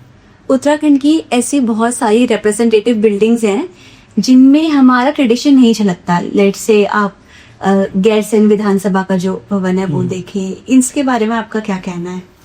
देखिए, मेरे को लगता है वो बेटर हो सकता था। हाँ। वो पहाड़ी उसमें हो सकता था और अभी भी हो सकता है। अभी जैसे स्ट्रक्चर बना हुआ, अच्छी बिल्डिंग बनी हुई है, काफी ग्रैंड बिल्डिंग है, मगर उसमें कुछ एलिमेंट्स वो ऐड करें ना, अभी भी हो सकता है बहुत आराम से। और वो बिल्कुल एक पहाड़ी उसमें आ जाएगी। तो ऐसे ही दिल्ली में भवन बने हुए हैं, बम्बई में भवन बने हैं, मतलब उन्होंने थोड़ा कोशिश करी है, it could be better. It could have been. It could have been better. They should have taken out a competition and then taken the best. आप कुछ सजेस्ट करना चाहेंगे 2 चीजें तो क्या करेंगे उसके स्ट्रक्चर को एक बेटर? आपको पहाड़ी आर्किटेक्चर के एलिमेंट ऐड करने पड़ेंगे, जो हमारे झरोके वगैरह वो प्योर फॉर्म में, ऐसे नहीं कि हमें PVC के दे दिया। अभी क्या हो रहा है, PVC का बहुत चल रहा है, प्लास्टिक के बना देंगे वो कुंडे वगैरह। तो वो है, वो कुछ समय बाद फिर उसमें वो तो है नहीं, जो बैंड्स दिखते हैं ना, वुडन बैंड्स दिखते हैं, वो तो दे नहीं रखे। तो वो आपको जरूरी नहीं कि आप लकड़ी यूज करो, पर आप कुछ तरीके से चीजों को यूज करो which goes very well with the. हाँ, तो वो तो है। एक धरोहर विशेषज्ञ के रूप में आपको ट्रेडिशनल आर्किटेक्चर का फ्यूचर कैसा दिख रहा है अभी इस पॉइंट पे? मुझे तो ट्रेडिशनल आर्किटेक्चर का फ्यूचर, क्योंकि लोगों का टेस्ट है इसके लिए, बहुत सारे लोग इसमें इंटरेस्टेड हैं और इसका फ्यूचर मुझे ठीक दिख रहा है। और अभी ये आर्किटेक्चर मंदिरों से निकल के फिर रिजॉर्ट्स और लोगों के होम्स उसमें आ गया है। सर, आपने तो हार की लाइफ जी भी है, बचपन का कोर भी बहुत स्ट्रांग रहा है, पिताजी से भी बहुत कुछ सीखा, माँ से भी बहुत कुछ सीखा, तब जाके आप वो एक इमोशनल, स्पिरिचुअल और डेमोग्राफी, ज्योग्राफी, हर चीज का है ना मेल करके आप एक डिजाइन प्रपोज कर पाते हैं, बना पाते हैं। पर अगर जो कमिंग जनरेशन के आर्किटेक्ट्स हैं, उन्होंने ये चीज एक्सपीरियंस ही नहीं करी है, लाइक उनका बचपन ही ऐसा नहीं बीता है, तो इस कॉन्टेक्स्ट में आपको क्या लगता है कि उनके अंदर ये समझ कैसे बिठाई जाएगी? They should travel a lot in hills, उनको जाना चाहिए इंटीरियर में, वहाँ रुकना चाहिए। हाँ, मैं देखता हूँ डोडी ताल के रास्ते में ना एक अगोड़ा गांव पड़ता है, तो कुछ लोग उनसे कनेक्टेड हैं, कुछ आर्किटेक्ट्स वगैरह ना वो आते हैं, कुछ कुछ अपनी चीजें ट्राई करते हैं, अच्छा कर रहे हो तो वो वहाँ कम्युनिटी से जरा वो जाके रहे हैं उसमें। ठीक है, देखिए जो हमारे देश में हमारे आर्किटेक्ट्स रहे बहुत, उन्होंने कभी किसी स्टेट में अगर वो कर रहे हैं ना, उन्होंने जाके उसको स्टडी किया बड़े फील्ड से। अभी they should study the place first ना। तो कई बार ऐसा होता है हमें वहाँ का पता नहीं है, और तो थोड़ा रिसर्च करके वहाँ जाके रह के तब वो फील आएगा, और तब वो आप आसानी से कर पाएंगे, तो वो बेहतर रहेगा। यहाँ पर सर मैं देख पा रही हूँ हीरोज ऑफ केदारनाथ रिकंस्ट्रक्शन, इस एक्सपीरियंस के बारे में कुछ बताइए। देखिए जो केदार उत्तरकाशी में क्या हुआ था, 2012 में भी बाढ़ आई थी, 13 में भी आई थी जी। तो ये उसी जो 13 में बाढ़ आई थी उसी टाइम केदारनाथ में भी बाढ़ आई थी। ठीक है, और मतलब अजीब सा कोइंसिडेंस था, 12 में मैं बद्रीनाथ जी में था, 13 में जब बाढ़ आई तो मैं धारी देवी मंदिर में था। हाँ। और ये बोला जाता है कि धारी देवी की जब मूर्ति हटाई गई, हाँ, तब वो ये क्या, ये मिथ है या सच है, ये किसकी एक्चुअल स्टोरी क्या है? नहीं, ये एक मिथ है। हाँ। हाँ, मतलब मिथ क्या, मैं क्या मतलब वो कौन सी चीज पहले हुई है मैं एग्जैक्टली कह नहीं सकता। हाँ। मतलब उस दिन हम वहीं पे थे, मैंने अपना फाइनल प्रेजेंटेशन दिया था जीवे के कंपनी के प्रसन्ना रेड्डी जी को। हाँ, और उस दिन रात को। हाँ, और अगले दिन ये बारिश हो रही थी, मैं मेरे साथ मेरे बच्चे भी थे, सिस्टर भी थी, ब्रदर भी थे, हम लोग वहीं पे थे श्रीनगर में। सुबह काफी बारिश हुई, हमने मंदिर में जाना था। अब मैंने उनको बोला था कि अगर ये लोग मूर्तियां उठाने नहीं देंगे तो मैं फिर कुछ उनको बोलूंगा, फिर वो उठाने देंगे आपको ना। उठाने के मतलब देवी को एक बेटर स्थान मिल रहा था, और वो फिर होके आ रहे हैं ना जगह। हाँ। ऐसे नहीं हो रहा है कि वो हवा में है। हाँ। वो ठीक उसी स्थान पे एग्जैक्टली मूर्ति आ गई। ठीक है, और मंदिर भी बन गया था, सब कुछ हो गया था। नहीं, मंदिर नहीं बना था, प्लेटफॉर्म बना था ऊपर। राइट। हाँ। तो क्या हुआ कि अभी तो खैर कोई प्लान नहीं था कि एकदम से हो पाएगा ये, और उस दिन क्या हुआ कि मतलब पानी भरने लग गया वहां पे काफी। अच्छा, मैं तो फिर श्रीनगर से हम चले गए थे क्योंकि धारी देवी का रास्ता ब्लॉक हो गया था। श्रीनगर से आ गए धारी देवी ना, तो हम लोग वापस लौट गए। पर मैंने एक फोटो खींची थी नदी में, मैंने कहा कि बहुत पानी बढ़ा हुआ दिख रहा है मुझे। तो वो बाढ़ तब तक काफी आ चुकी थी बाढ़। अच्छा। हाँ, और तब तक किसी को नहीं पता था कोई आपदा आ गई। हाँ। ठीक है, फिर उस दिन बाय चांस जो प्रसन्ना रेड्डी वो सुबह ही चले गए थे मंदिर पे, और एक खंडूरी जी हैं वो भी वही थे। तो वहां पे मूर्तियां डूबने लग गई थी। अच्छा। ये लोग नीचे गए उसमें और मूर्तियां डूबने लग गई थी। हाँ। और ये शायद कहानी किसी को नहीं पता है। हाँ? वहां पे मूर्तियां डूबने लगी थी, तो जैसे पुजारियों ने हाथ लगाए तो देवी आ गई किसी पर, तुम नहीं छू सकते। फिर उन्होंने कहा कन्याओं को बुलाओ, तो धारी गांव से ट्रॉली में कन्याएं आई है इधर। ठीक है, और कन्याएं आई, कन्या ने जैसे हाथ लगाया जैसे वगैरह, तब वो मूर्तियां उठाई गई, तब वो ऊपर लाए, तब वो उनको धोया गया स्थान पर, तो वो वहां पे रखे गए। तो ये घटना वहां पे हुई थी। हाँ, तो तब ये अचानक उठ गई, नहीं तो ये अभी तक शायद कहीं वही ना होती, क्योंकि बहुत मुश्किल था वो। हाँ, तो वो उस आपदा की वजह से वो मूर्तियां उठ गई, तो वो भगवान की इच्छा होगी तभी हुआ होगा। ठीक है, तो धारी देवी काफी एक पावरफुल एक डेटी है। तो मैं उस टाइम हम उत्तरकाशी लौट रहे थे, तो मतलब ये तो काफी दिन लगे पहुंचने में। फिर क्या हुआ, उत्तरकाशी में उस टाइम पे colonel Ajay Kothiyal sir NIM में आए थे। उन्होंने वहां पे पहले रेस्क्यू किया था गंगोत्री से लोगों को। उन्होंने पुराने स्टूडेंट्स का आह्वान किया जिन्होंने वो NIM से कोर्सेज कर रहे थे, हमने भी कोर्सेज करे हुए थे। तो सर से फिर मुलाकात हुई, सर से बात हुई। सर कर्नल साहब एक ऐसे व्यक्ति थे कि जो हर जगह का ना बेस्ट निकालना चाहते हैं। हाँ। जिसको जो आता है उसको अपनी टीम में उन्होंने वो करके, तो फिर उनके साथ फिर केदारनाथ में इन्वॉल्व हुए, और फर्स्ट टाइम केदारनाथ गए। फिर मैं जब केदारनाथ गया तो जहाँ पे मेरा टेंट था, हाँ। उसके नीचे उन्होंने 20 बॉडीज जलाई थी पिछले दिन, मुझे नहीं पता था। हाँ, खैर, और सर ने तो शुरू में एक खोपड़ी लाके अपने सिराने पे रखी हुई थी। हाँ, तो वहाँ डर जैसे कभी कोई चीज नहीं लगी, और वहाँ पे फिर हम काम करते चले गए। रास्ता बनाया, हेलीपैड बनाया, वो ऊपर ये कॉटेजेस बनाए, शंकराचार्य समाधि बनाई, फिर वो घाट्स बनाए। तो क्या मेंटल स्टेट था आप लोगों का उस टाइम? वो जोश सर था, उसका जोश था। जेसीबी ले गए, वो उठा के जेसीबी ले गए। आपको लगा नहीं कि हम ऐसी सेटिंग में काम कर रहे हैं? मतलब नहीं, ऐसे नहीं लगा, बस वो तो एक दौर था, वो पूरा जोश के साथ। और सब चीजें उसमें होती। और आपने एंजॉय किया वो टाइम? बहुत एंजॉय किया, वो तो एक लाइफ का वैसा एक्सपीरियंस है। सब ऑफिस वगैरह सब छोड़ दिया था मैंने, 1-2 साल तो वहीं। वहीं पे मैंने ड्राइंग बोर्ड वगैरह, कम्युनिकेशन भी नहीं था वहाँ पे ना।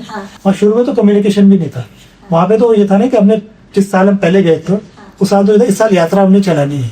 मतलब अप्रैल में गए थे, मई में यात्रा शुरू हुई थी। 1 महीने में रिस्टोर कर दिया था रास्ता, 1 महीने में रास्ता, फिर लास्ट में कुल 1 दिन में बना हो। कितने लोगों की टीम थे और फिर कितने उसमें आपके साथ काम करने वाले वर्कर्स वगैरह? देखिए मतलब कोर वैसे सर ने अपने बहुत सारे फौजी जो सर के साथ लोग थे, बड़े जज्बे वाले हैं। मतलब हमें तो सौभाग्य है कि हमें फौजियों के साथ काम करने का वो मिला। मेरी बड़ी इच्छा थी आर्मी में जाने की, मेरे आइज की वजह से मुझे वो नहीं हो पाया। तो पर हमने क्लोजली देखा है आर्मी कैसे होती है, कैसे काम करती है। तो जो सारे लोग थे और उसे देखिए मतलब 50-60 वैसे लोग होंगे, 100 लोग, बाकी 1000 लोग करीब नेपाल से, गढ़वाल से, वो सिर्फ सारे। नेपाल रेडियो में ऐड निकाला था यहाँ पे इसके लिए लोग थे, क्योंकि they are toughest people. Right. Kedarnath मंदिर का जो शिखर है ना, जो नेपाल की तरफ से आ रहा था, नेपाल के राजा ने दिया हुआ। अच्छा। और दोबारा वो डैमेज हो गया था, दोबारा वो लेके आए हुए प्रधानमंत्री। वाह। हाँ, वो जो अब जो शिखर है वो वही लेके आया, उसका कलश उन्होंने वेट कर रखा है। ये जो केदारनाथ धारी देवी में एक स्पिरिचुअल और एक लीगल कॉन्फ्लिक्ट भी हुआ, जैसे आपने बताया एक मिथ के बारे में। फिर जब आप रिकंस्ट्रक्शन भी कर रहे थे तब भी लोगों की बहुत सारी जहाँ सेंटिमेंट्स जुड़े होते हैं वहाँ पे वाद विवाद बहुत होता है, तो वो टेंशन कैसे मैनेज हुआ? देखिए मेरे ख्याल से वहाँ पे क्या हुआ कि जो सरकार पे लोग ट्रस्ट कम कर रहे थे वहाँ पे केदारनाथ में ना, कि बना के दोबारा देंगे भी कि नहीं। कर्नल साहब का जो पर्सनल वो था ना, कमिटमेंट और पर्सनल वो, उस पे लोगों को ट्रस्ट ज्यादा था। तो हमने सर्दियों में वहाँ पे जब डिमोलिशन किया, तो अगर उनको कॉन्फिडेंस सर का वो नहीं होता तो शायद वो नहीं हो पाता वो एकदम से डिमोलिश ना, कि आप सारा तोड़ दो, लोगों का भी सेटलमेंट हुआ नहीं और आप बने हुए मकान तोड़ दो जो थोड़ा डैमेज थे। तो वो तो सेंटिमेंट्स थे ही लोगों के, अपनी जगहों से बहुत सेंटिमेंट्स थे। तो इस कॉन्फ्लिक्ट में कोठियाल जी का बहुत मेजर रोल रहा। उनकी गुडविल बहुत ज्यादा उसमें वो करी है। देखिए पता नहीं लोग किस तरह से सर के उसको देखते हैं काम को, पर जो आप काम की उसमें जाएंगे ना अंदर उसके डिटेल्स में, किस तरीके से उन्होंने काम किया है, कितने लोगों का भला किया है। ठीक है, काम हेलीकॉप्टर से भी सामान जा सकता था, दूसरी पार्टी का सामान हेलीकॉप्टर से जा रहा है, तो हमारा सब काम लोगों को एम्प्लॉय करके जा रहा है, खच्चर से जा रहा है। किसी का खच्चर गिर गया तो सर उसको फंड करते थे, 1 लाख 2 लाख रुपए उसको बेचारे को कंपनसेट कर देते थे। तो उनका बहुत मानवीय पहलू बहुत ज्यादा रहा है जी। और जिस तरह से उन्होंने उस घाटी में बहुत लोगों की बहुत हेल्प करी है।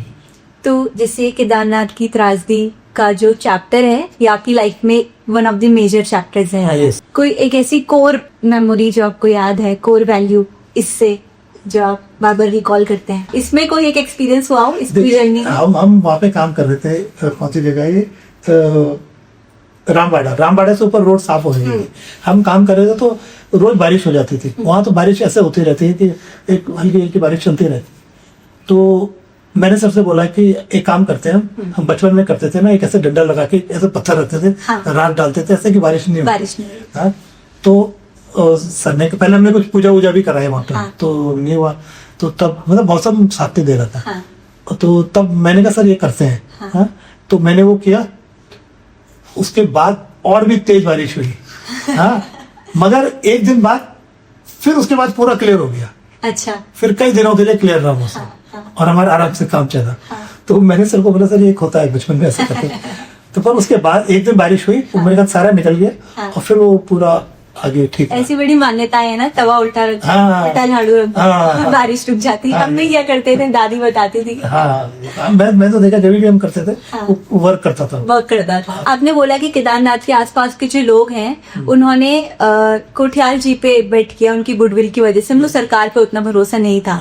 तो जब पहाड़ के लोगों का सरकार पर उतना भरोसा नहीं रहता यूजुअली, इसके आपको क्या कारण लगते हैं? इसमें सरकार कहाँ लैग कर रही है कि वो लोगों के जो है विश्वास नहीं जीत पा रही उस तरीके से?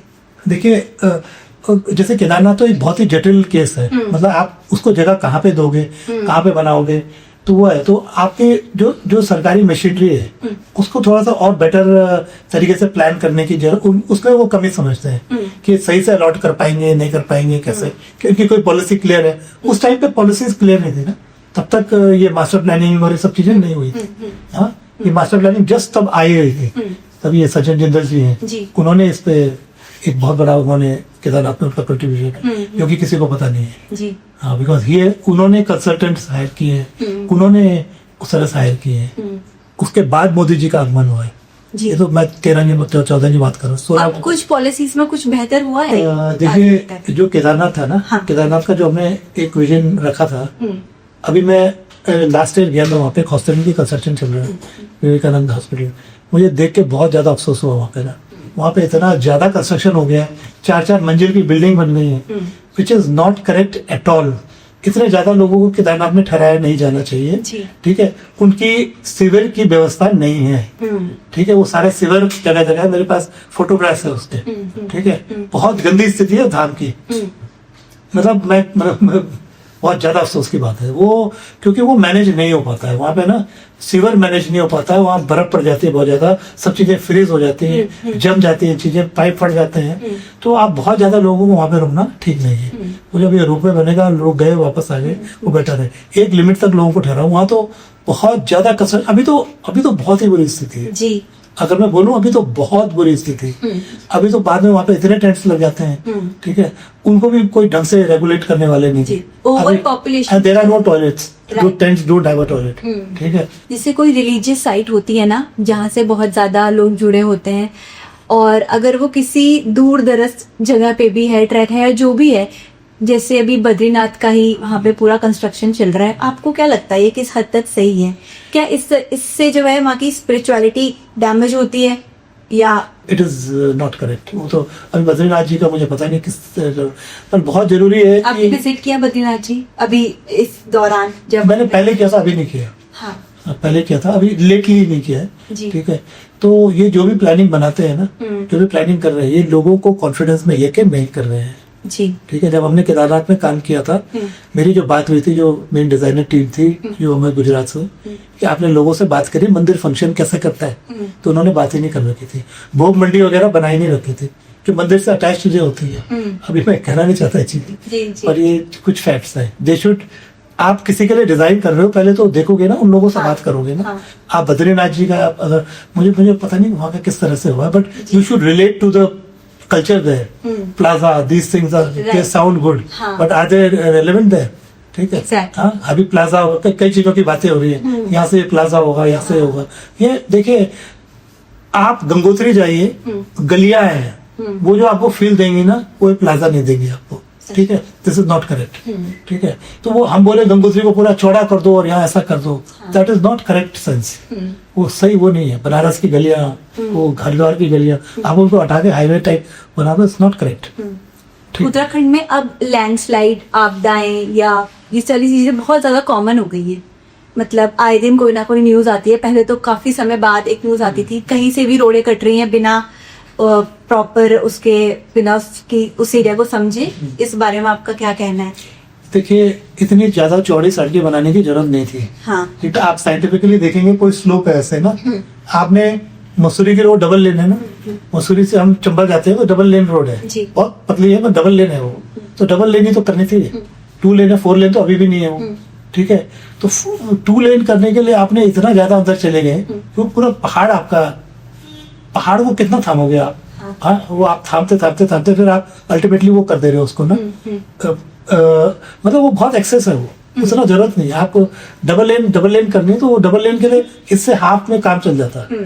ठीक है, तो वो ऑल वेदर रोड्स बन रही हैं। हाँ। और वो एक वेदर भी सस्टेन नहीं कर पा रही है, उनकी हर एक साल में ही। तो देखिए, मेरे पिताजी कॉन्ट्रैक्टर थे। हाँ। उन्होंने रोड काटी थी जब यहाँ ये मंदिर के ये कुंजापुरी मंदिर हो गया, कचलू देवता हो गया, उनको कई जगह पे बहुत दिक्कत आई। ठीक है, तो उन्होंने बजाय वहां पे और दिक्कतों करे देवता के चरण में, तो कुछ पहाड़ में ये फैक्टर भी होते हैं। ठीक है, तो हम उसको कॉन्कर करने के लिए नहीं है कि हम पहाड़ को कॉन्कर कर देंगे, हम स्लोप्स को सही कर देंगे। और वो ये एक सेंसिटिवनेस होनी चाहिए भाई, हमें जितनी जरूरत है हम उतना ही लें। ठीक है, जितना हमें चौड़ा करने के लिए जरूरत है, हमें जरूरी है कि हम उसके डबल ले लें। अभी आप देखेंगे जो ऑल वेदर रोड है वो उसके डबल है। जितनी हमें चाहिए, जितने पे गाड़ी चल रही है, तो उसके डबल चल रही है। ठीक है, तो दैट इज नॉट करेक्ट, वो बिल्कुल भी सही है। आपकी इन चीजों को लेके कई बार डिबेट होती है, थॉट्स में कॉन्फ्लिक्ट होता है बाकी लोगों के साथ, कभी अगर आप ऐसी सेटिंग में हैं? होता है, हाँ होता है। इस बारे में आप कैसे अप्रोच करते हैं उनको? नहीं, देखिए, हम तो मैं बहुत ज्यादा, मैं तो जिससे कभी डिस्कस हुआ है, मैं अपना नजरिया रखता हूँ, तो लोगों को अच्छा भी लगता है, बहुत चौड़ी रोड से अच्छी भी लग रही है। ठीक है, और ऐसा लगता है कि अब जब ये रोड प्लान की गई होगी ना, तब तो ऐसा सोचा गया होगा फटाफट रोड बन जाएंगे। उन्होंने ये नहीं सोचा होगा इसको थामते आपका, मतलब ये लगा लीजिए, कोई स्लोप जो ऐसे स्टेबलाइज है ना, वो 200 करोड़ खर्च होगा उस पर, 200-250 करोड़ एक स्लोप पे। अच्छा। हाँ, ये आपका जो किधर से जो तोता घाटी में जो एक स्लोप है वो 250 करोड़ का है वो काम। तो यू कैन इमेजिन कितने 250 करोड़ में तो क्या क्या हो जाए। उत्तरकाशी में 50 पार्किंग बन जाए। हाँ? तो उनको थामने के लिए क्या कीमत चुका है। हाँ? क्या लूप होल्स लगते हैं आपको इस पूरे प्रोसीजर में, जो ट्रांसपोर्टेशन और ये सारी चीजें? देखिए, चौड़ी रोड तो जरूरी है। हाँ। ठीक है, पर कितनी चौड़ी, वो बहुत ज्यादा, आप उसको इतनी ज्यादा चौड़ा क्यों कर रहे हो। तो उसमें क्या है कि व्हेन योर अभी जो स्टेबलाइजेशन का काम हो रहा है वो अच्छा है। पहली बार वो आउट ऑफ थिंकिंग, वो आउट ऑफ बॉक्स चीजें वो अडॉप्ट कर रहे हैं। वो सोल्यूशंस कभी नहीं हुए यहाँ पे। ठीक है, पर वो अगर वो थोड़ा सा कम काटते हैं ना तो ये प्रॉब्लम ही नहीं आती है। और क्योंकि जैसे आप थोड़ा आगे आगे चले जाते हो, स्लोप इतना कटता जाता है ना, आपके रिटेनिंग वॉल और वो ऊंची ऊंची हो जाती है। एक पर्टिकुलर उससे ज्यादा तो रिटेन करना असंभव होता है। जी, जब आप किसी जगह पे काम करते हैं तो कई बार जैसे थॉट प्रोसेस नहीं मैच हो पाता, या जैसे आपने केदारनाथ में मेडिटेशन केव का आपने जो प्रोजेक्ट किया था, बहुत अच्छा आइडिया था, पर कुछ लोगों ने उसको एक कमर्शलाइजेशन के नजरिए से भी देखा कि लाइक इसलिए बनाया कि आपने एक स्पिरिचुअल जगह को कमर्शलाइज कर दिया। तो कभी किसी प्रोजेक्ट के लिए जब ऐसी नेगेटिव या ऐसा कोई आपकी तरफ विचार थ्रो करता है, अपने थॉट्स वो करता है, तो उसको आप कैसे देखते हैं? देखिए, कमर्शलाइजेशन तो होना नहीं चाहिए। हाँ। ठीक है, लोग वहाँ अगर फोटो खिंचाने जा रहे हैं हाँ। That is wrong. Right. ठीक है, क्योंकि वो केदारनाथ धाम से काफी ऊपर है। मैं मोदी जी के बाद नेक्स्ट उसमें मैं रहा हूँ, उसमें अच्छा। अकेले रहा था। तो वो ऐसा नहीं है कि आप कोई नॉन स्पिरिचुअल जगह हुआ ऐसे चला जाए मस्ती के लिए। अगर एक जना रहेगा ना अकेले, then he has to be very strong person. वो अकेले नहीं रह पाएगा। नहीं तो क्या थॉट प्रोसेस था उस केव के डिजाइन को लेके? देखिए, केव्स के पुरानी केव्स हैं ये पुरानी केव्स है, वहाँ पे अभी और भी केव्स हैं, केदारनाथ के दूसरी तरफ भी केव्स हैं। तो इसका थॉट प्रोसेस ये था कि जैसे किसी को मेडिटेट करना है, उस केव में किसी ना किसी सेंट ने वो किया होगा। हाँ, किया होगा। ठीक है, वो केव है, पुरानी केव है, नेचुरल पत्थर की केव है। ठीक है, तो वो ही था कि अभी हम भी उसी जगह पे कर रहे हैं तो कुछ तो वाइब्रेशन उस तरह से होगी। फिर वो जो केव है ना, उसके सामने जो सेटिंग है, आप देखोगे सामने ये पूरे केदारनाथ पीक से ही। ठीक है, और उसके नीचे आप वहां पे आपको कर रहे हैं। तो अब मंदिर सीधे खिड़की से मंदिर देखता है उसको। अच्छा। हाँ, मैं जिस रात को रुका था उस रात को मैंने पेंटिंग्स करी थी उसके अंदर। जैसे ये खिड़की ऐसे दिख रही थी ना सीधी, मैंने तिवारी टाइप का बना दिया था उससे। अच्छा। तो ऐसे बना ताकि किसी को मंदिर दिख रहा था, एक उसके अंदर दिखे। फ्रेम के अंदर। हाँ, बाहर में भी मैंने उसके कुछ फिक्स है, कुछ है मौन गुफा, उसका नाम मौन गुफा। मौन गुफा। हम मोदी के बोलते हैं। हाँ। मौन गुफा भी उसका नाम था। हाँ, हाँ। तो मौन, बिल्कुल मौन सर। तो लोगों ने सराहा वो केव का आइडिया। हाँ, केव का आइडिया। हाँ। अच्छा, केव का आइडिया अच्छा है। ये आप और अच्छा एक्सपीरियंस है वो। Right. जबरदस्त एक्सपीरियंस है। मैं रात को रुका वहाँ पे, वो एक अलग ही एक्सपीरियंस है। कई जगह रुके पहाड़ों में ट्रैक्स किए, पर केव का एक अलग वो था। जी। तो महासु देवता का आपने बोला आपके जीवन में बड़ी अहम भूमिका रही है। आपके अपने कुल देवी देवता कौन है, कहाँ से हैं, उनकी क्या भूमिका रही है लाइफ में? मेरे कुल देवता कुनेश्वर इस देवता से बनाना जाए। हाँ। कुल देवी भगवती हाँ। गाँव, हाँ। तो ये रहे हैं और इनकी बहुत ज्यादा अहमियत है। और बहुत मतलब कुल देवता आपके वो हो गए, जैसे आप अपने पेरेंट्स को पूछते हो ना, तो वही है कुल देवता का। अगर आप उनको भूलोगे तो वो एक मतलब आपको धीरे धीरे रियलाइज हो जाएगा आप। हाँ। हाँ, आपको तो ये तो बहुत जरूरी है। हाँ, आपकी माँ ने बचपन से ही आपको इन सारी चीजों के बारे में बताया था। बिल्कुल, बिल्कुल। बचपन में डेली लाइफ में कितना इन्वॉल्वमेंट था रिलीजियस चीजों का? काफी ज्यादा, बहुत ज्यादा है। हम तो उत्तरकाशी में रहते हैं, तो विश्वनाथ मंदिर और वो नए साल पे गंगा जी स्नान, हाँ। वो मकर संक्रांति पे गंगा जी नहाना, हाँ। वो सब वो तो बचपन से रहा है। हाँ। हाँ, और गंगा जी से पानी लाना, गंगा जी गंगा जी, हाँ। तो वो तो हमेशा ही रहा है। जो आपका ये बाड़ाहाट का थौलू होता है, हाँ। आपका माघ मेला, इसमें हम हर साल जाते हैं हमारी टीम। अच्छा अच्छा अच्छा। और बड़ा ही अच्छा एक्सपीरियंस होता है जब ब्रह्म मुहूर्त में सारे लोग अपने बहुत ही अच्छी फीलिंग। हाँ। बहुत ही अच्छी फीलिंग। आपके क्या एक्सपीरियंस रहे हैं बचपन से माघ मेला के? माघ मेला के बहुत एक्सपीरियंसेस रहे हैं। और माघ मेला में तो फिर हमने पार्टिसिपेट किया है कला दर्पण ग्रुप के साथ। हाँ। हम लोगों ने सर बचपन में, उससे पहले बचपन में चरखी हो गई, वो हो गया, वो झूलना वूलना, बहुत ही उत्तरकाशी के मेले में जो मजा आता था ना, वो दुनिया के किसी मेले में मजा नहीं आता। हाँ। कितने भी हमने यहाँ पे देखने मिले, जो उसके कैरेक्टर था, जो उसकी बात थी। बीच में प्रदर्शनियां लगती थी। Right.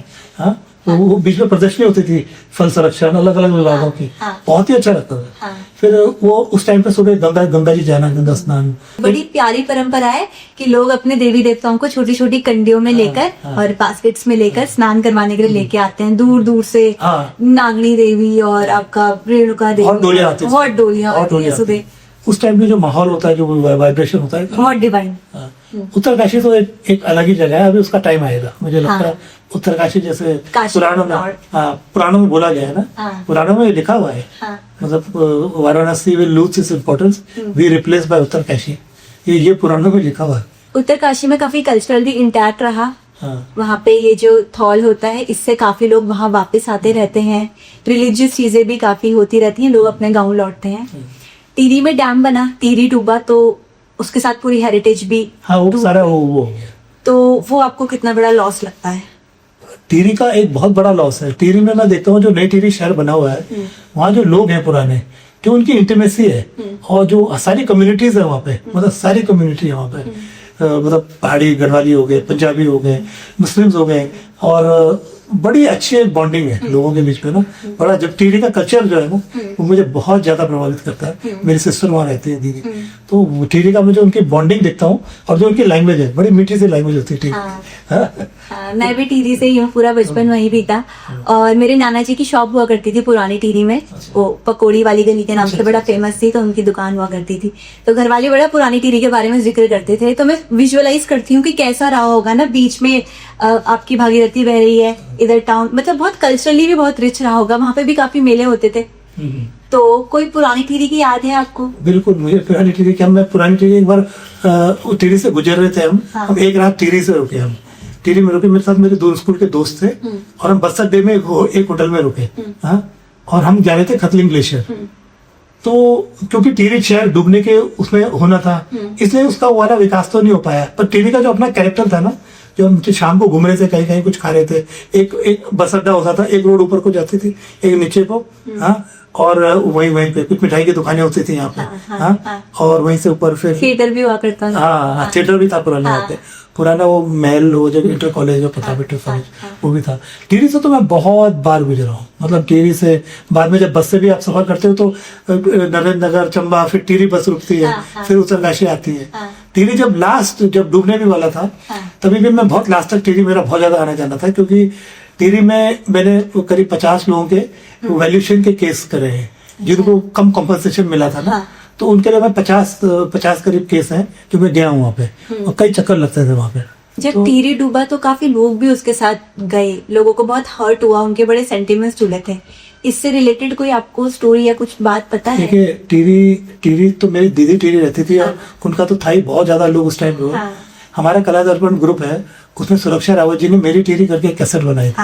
हाँ, तो वो तो उसमें हम उस तरह से थोड़ा बहुत इन्वॉल्व थे, और सब वो उसने पूरे टिहरी को जो डूबने का जो पूरा सीन है, और वो पूरा जो है वो सारी चीजों को वो कर दिया है। मैंने तो उसको डूबते हुए देखा है टिहरी को, क्योंकि मैं पिछले रात को यहाँ से गया, फिर अगले गया, फिर डूबते हुए देखा, थोड़ा डूब गया।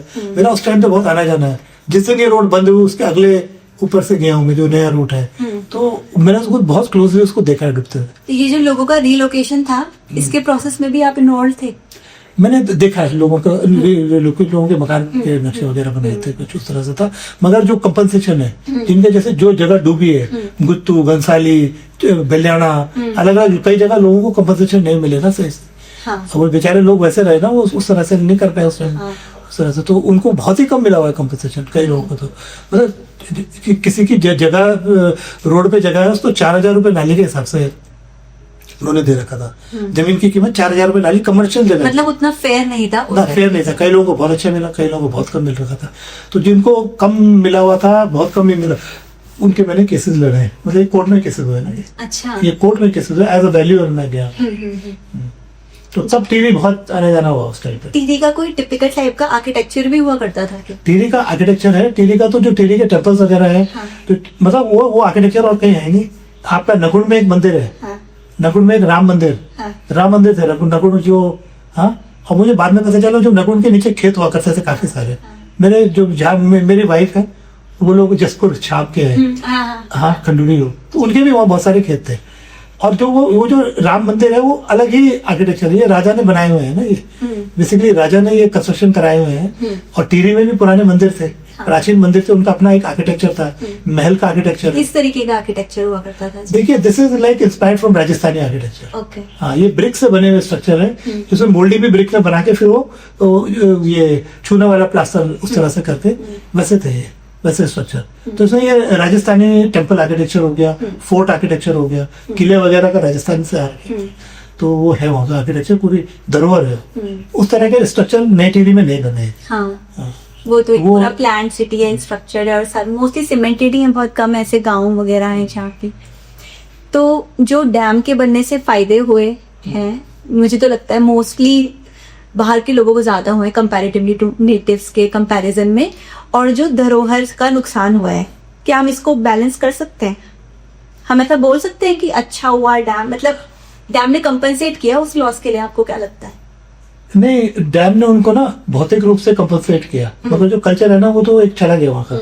आप अगर रात को नई टिहरी में ठहरते हैं और आप देखिए कितने सारे गांव झील के आसपास देखते हैं, मतलब हैरानी होती है कि इन सब का मार्केट टिहरी था ना, इन सब का मार्केट टिहरी था।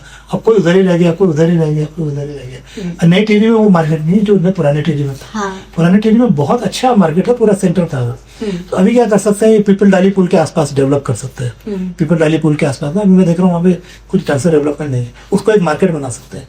वहाँ लोग शुरू में लोगों ने ना वहाँ पे वो बना दी थी दुकानें, वो रेस्टोरेंट्स की, और वो इन्होंने सब हटवा दिए।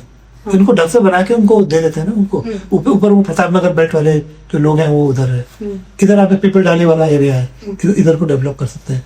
तो अभी तक भी टिहरी अभी तक वो बात अभी है नहीं, मतलब यहीं पर अपॉर्चुनिटी है। अब टिहरी बहुत अपॉर्चुनिटी है।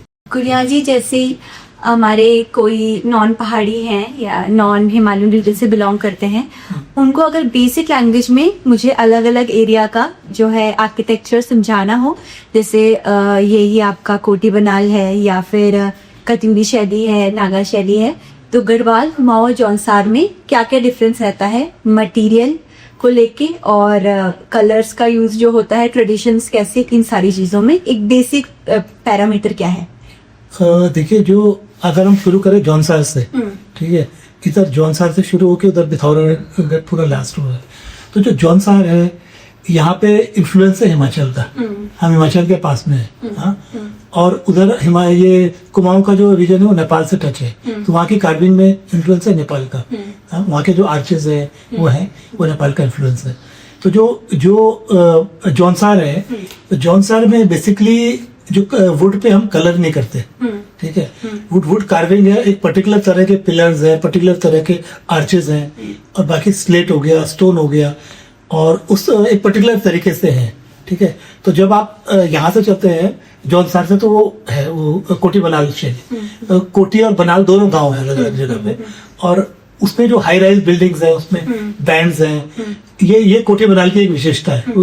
मल्टी स्टोरी 5 स्टोरी स्ट्रक्चर्स, ये कोटी बनाल की ये चीज उसमें नहीं है, कुमाऊं आर्किटेक्चर में नहीं।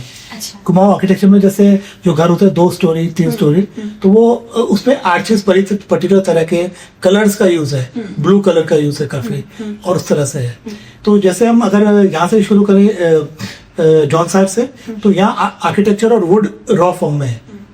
ये पेंट होगा या पॉलिश होगा या पॉलिश नहीं भी होगा। आप अगर मोरी चले जाते हैं, बिल्कुल रॉ फॉर्म में लकड़ी मिलेगी आपको, कोई पेंट नहीं होता, कोई पॉलिश भी नहीं होती उसमें, ठीक है। तो वो उधर से है। फिर हम इधर जैसे टिहरी वगैरह आते हैं, मुखबा में काफी वुड कार्विंग है, जो विल्सन के टाइम पे वुड कार्विंग हुई है। उन वुड्स में देखोगे कोई कलर पेंट कुछ नहीं है, ठीक है। और वहां पे छत के ऊपर स्लेट भी यूज नहीं होती, लकड़ी के टुकड़े हैं, लकड़ी के स्लेट है वो। वहाँ स्लेट भी नहीं थे, वहाँ स्लेट की मौजूदगी नहीं। तो वो एक आर्किटेक्चर है, विशेष आर्किटेक्चर है, वो अभी भी है वो मकान। 200-250 साल पुराने मकान मुखबा में अभी भी है, ठीक है। और उसके बाद इधर टिहरी वगैरह आ जाते हैं, यहाँ धीरे धीरे ये शैली लगभग खत्म हो गई, ठीक है।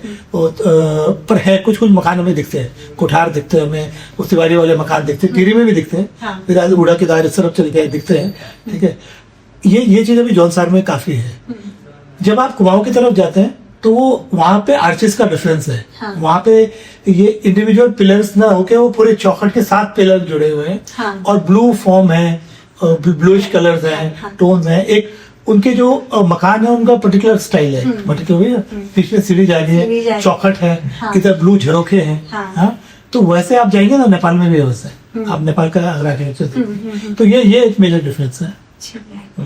तो जैसे हमने बोला कि थोड़ा सा जो कुमाऊं का है वो नेपाल से इन्फ्लुएंस नहीं, गढ़वाल का थोड़ा राजस्थान से, नहीं गढ़वाल का हिमाचल से, राजस्थान से तो है ही, हाँ। ओवरऑल तो राजस्थान से, ओवरऑल राजस्थान से। तो कोई ऐसी शैली भी होगी जिसका जन्म ही यहीं हुआ हो, उत्तराखंड में ही, जो आपको लगता है कि कहीं से शायद? देखिए जो ये कोटी बनाल शैली हाँ। है, तो ये कुछ हमें कुछ एलिमेंट्स वहां से मिले हमें ना, जो छत्र है ये हमें हिमाचल से मिले, मगर इसमें कई चीजें वो तो कोटी बनाल वगैरह तो यहीं पे है, वो तो फिर यहीं से जो, क्योंकि वो यहीं की ज्योग्राफी के हिसाब से लोगों ने बनाया होगा। हाँ यहीं की ज्योग्राफी के हिसाब से, और जो उसमें जो कोटी बनाल जो आर्किटेक्चर का जो बनाने का तरीका है वो तो यहाँ पे सबसे प्रोमिनेंट है, तो यहाँ से और जगह गया होगा फिर उसके बाद।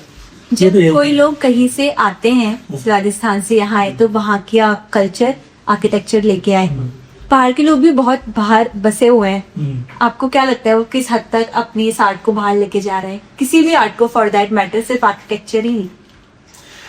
ये जैसे दिल्ली मुंबई कई जगह पे वहाँ पे सोसाइटीज बनी हुई है, बॉम्बे में ये कॉथिक फॉर्मेशन, तो बाहर उनको ज्यादा अपने उससे महसूस होती है अपनी उससे जुड़ने की, और बहुत अच्छा भी लगता है, तो प्रयास करते हैं लोग, काफी करते हैं, विदेश में भी करते हैं। नरेंद्र सिंह नेगी जी को लोग विदेश में बुलाते हैं, पीटर बर्तवान जी को विदेश में बुलाते हैं, हाँ? तो वो इसी वजह से, क्योंकि एक तो उनके जो उनके गीत है उनसे हम कनेक्ट करते हैं पहाड़ों को, हाँ।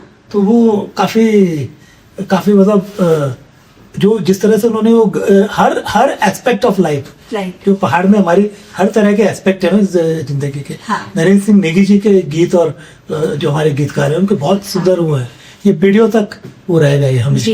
लोग जब वो नहीं होंगे ना तब लोगों को उनकी और ज्यादा महत्व समझ पाएंगे। मतलब मैं जिंदगी में बहुत लोगों से मिला हूँ, हाँ। बड़े बड़े सेलिब्रिटीज से मिला हूँ, पर नरेंद्र सिंह नेगी जी मेरे लिए ना वन ऑफ द हाईएस्ट वो है।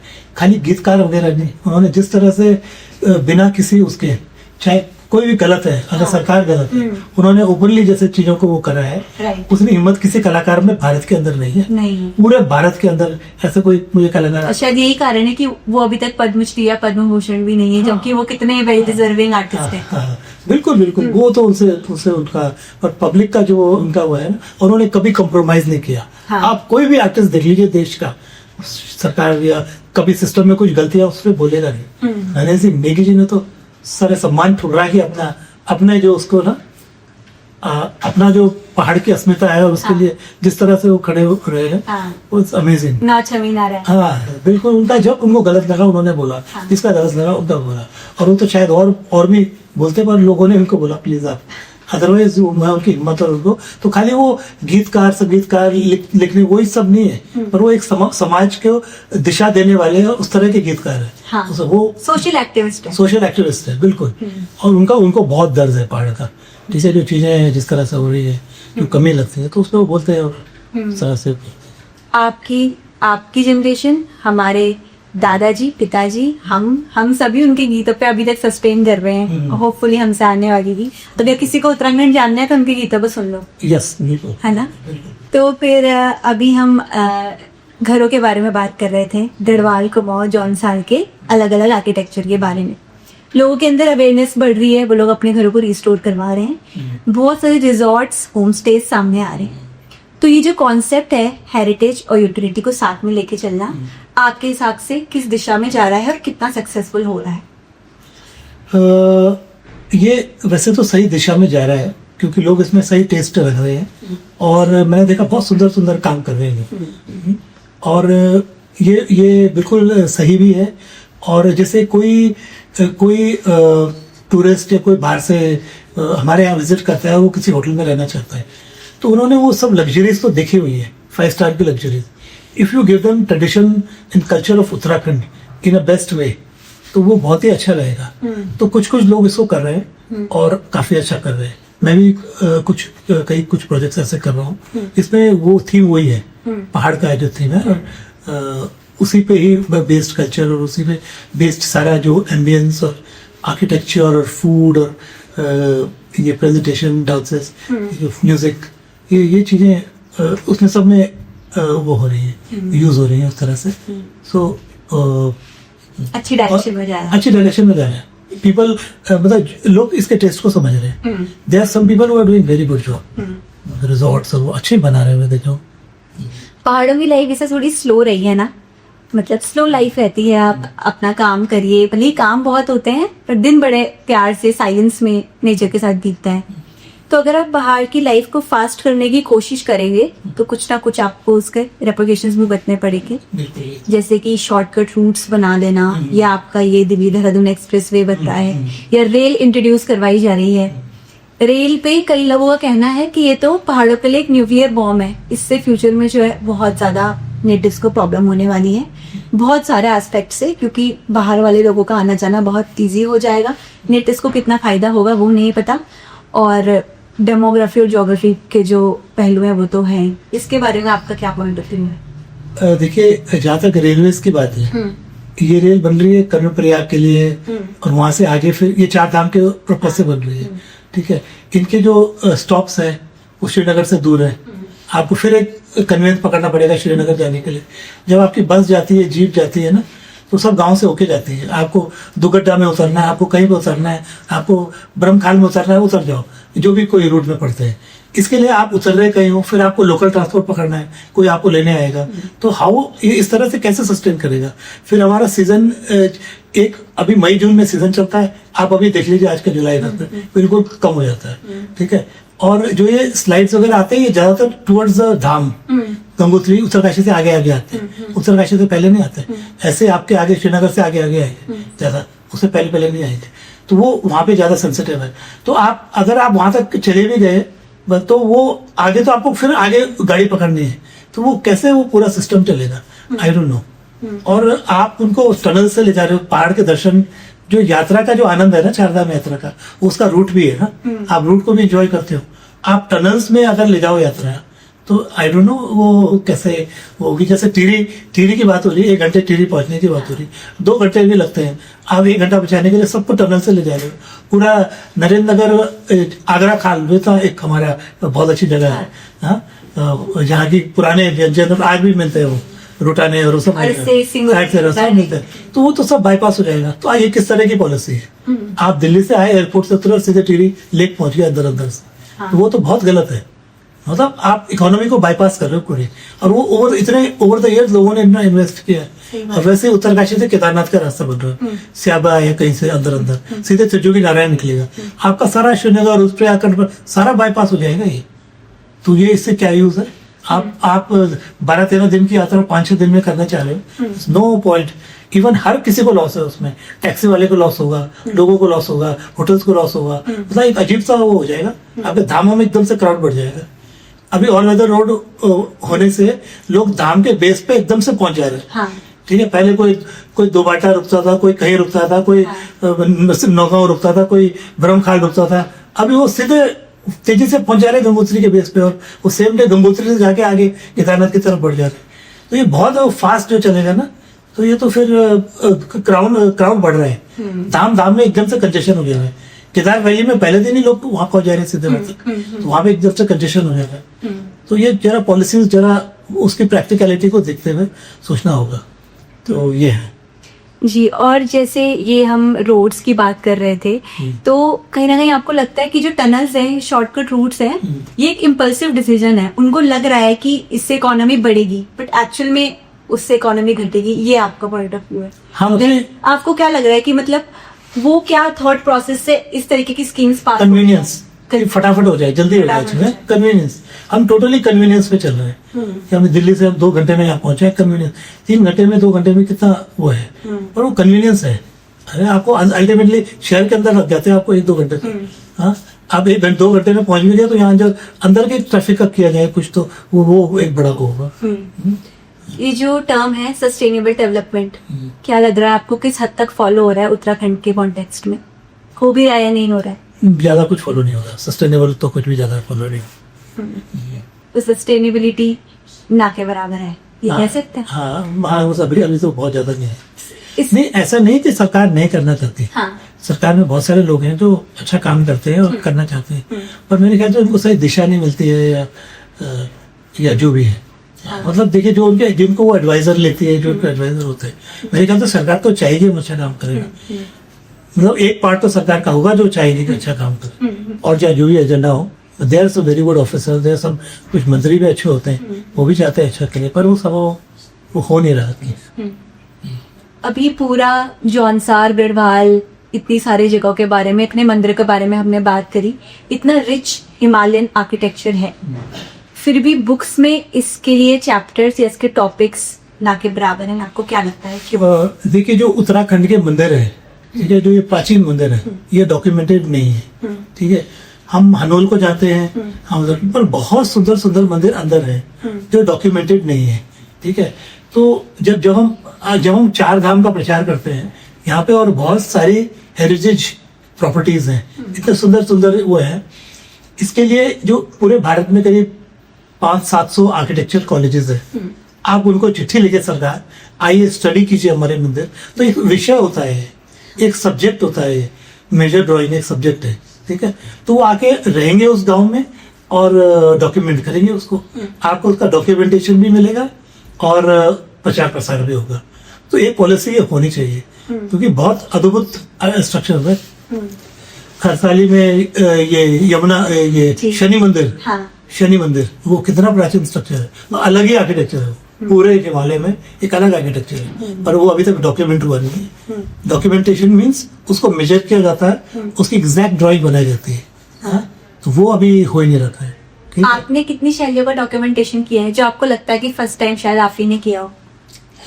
मैंने बहुत ज्यादा डॉक्यूमेंटेशन नहीं किया, मैंने तो डिजाइन, उनको रिडिजाइन किया। अच्छा। जो एंशिएंट टेम्पल थे वो दोबारा जब बन रहे थे तो मैंने उनको रिडिजाइन किया, उसका एक्चुअल जो कंस्ट्रक्शन हुआ है उसमें इन्वॉल्व हुआ। डॉक्यूमेंटेशन हमने तो कॉलेज टाइम में किया है, मगर वो जो जैसलमेर और पहाड़ में तो कभी आए नहीं। अच्छा, पहाड़ों में नहीं है। तो आप चाहेंगे जो फ्यूचर कमिंग आर्किटेक्ट्स है वो, अब जैसे जैसलमेर फोर्ट है या जैसे वो कई लोगों ने कर दिए होंगे, मगर जो ये तो कभी हुआ ही नहीं है डॉक्यूमेंट। ये तो जो हमारे जो उत्तराखंड के मंदिर है या जैसे जखोल का पुराना मंदिर है, ये तो कभी डॉक्यूमेंट हुए ही नहीं है। और फिर वो, क्योंकि फिर वो डॉक्यूमेंटेशन मीन्स उनका एक एक एलिमेंट ड्रॉ होगा, वो डायमेंशनली मेजर उसे ड्रॉ होगा, वो एक बड़ा अच्छा प्रक्रिया होगी, वो उनको भी सीखने के लिए मिलेगा और हमारी ये चीज भी अच्छे ढंग से। अगर आप नेट पे जाएंगे ना तो बहुत लिमिटेड चैप्टर्स अवेलेबल है उसमें, कोटी बना लो उसमें, ज्यादा मैटर नहीं है। आपको बहुत सारे टेम्पल्स के फोटोग्राफ मिल जाएंगे पर उसके ड्राइंग वगैरह नहीं मिलेगी, तो स्केचेस भी मिलेंगे।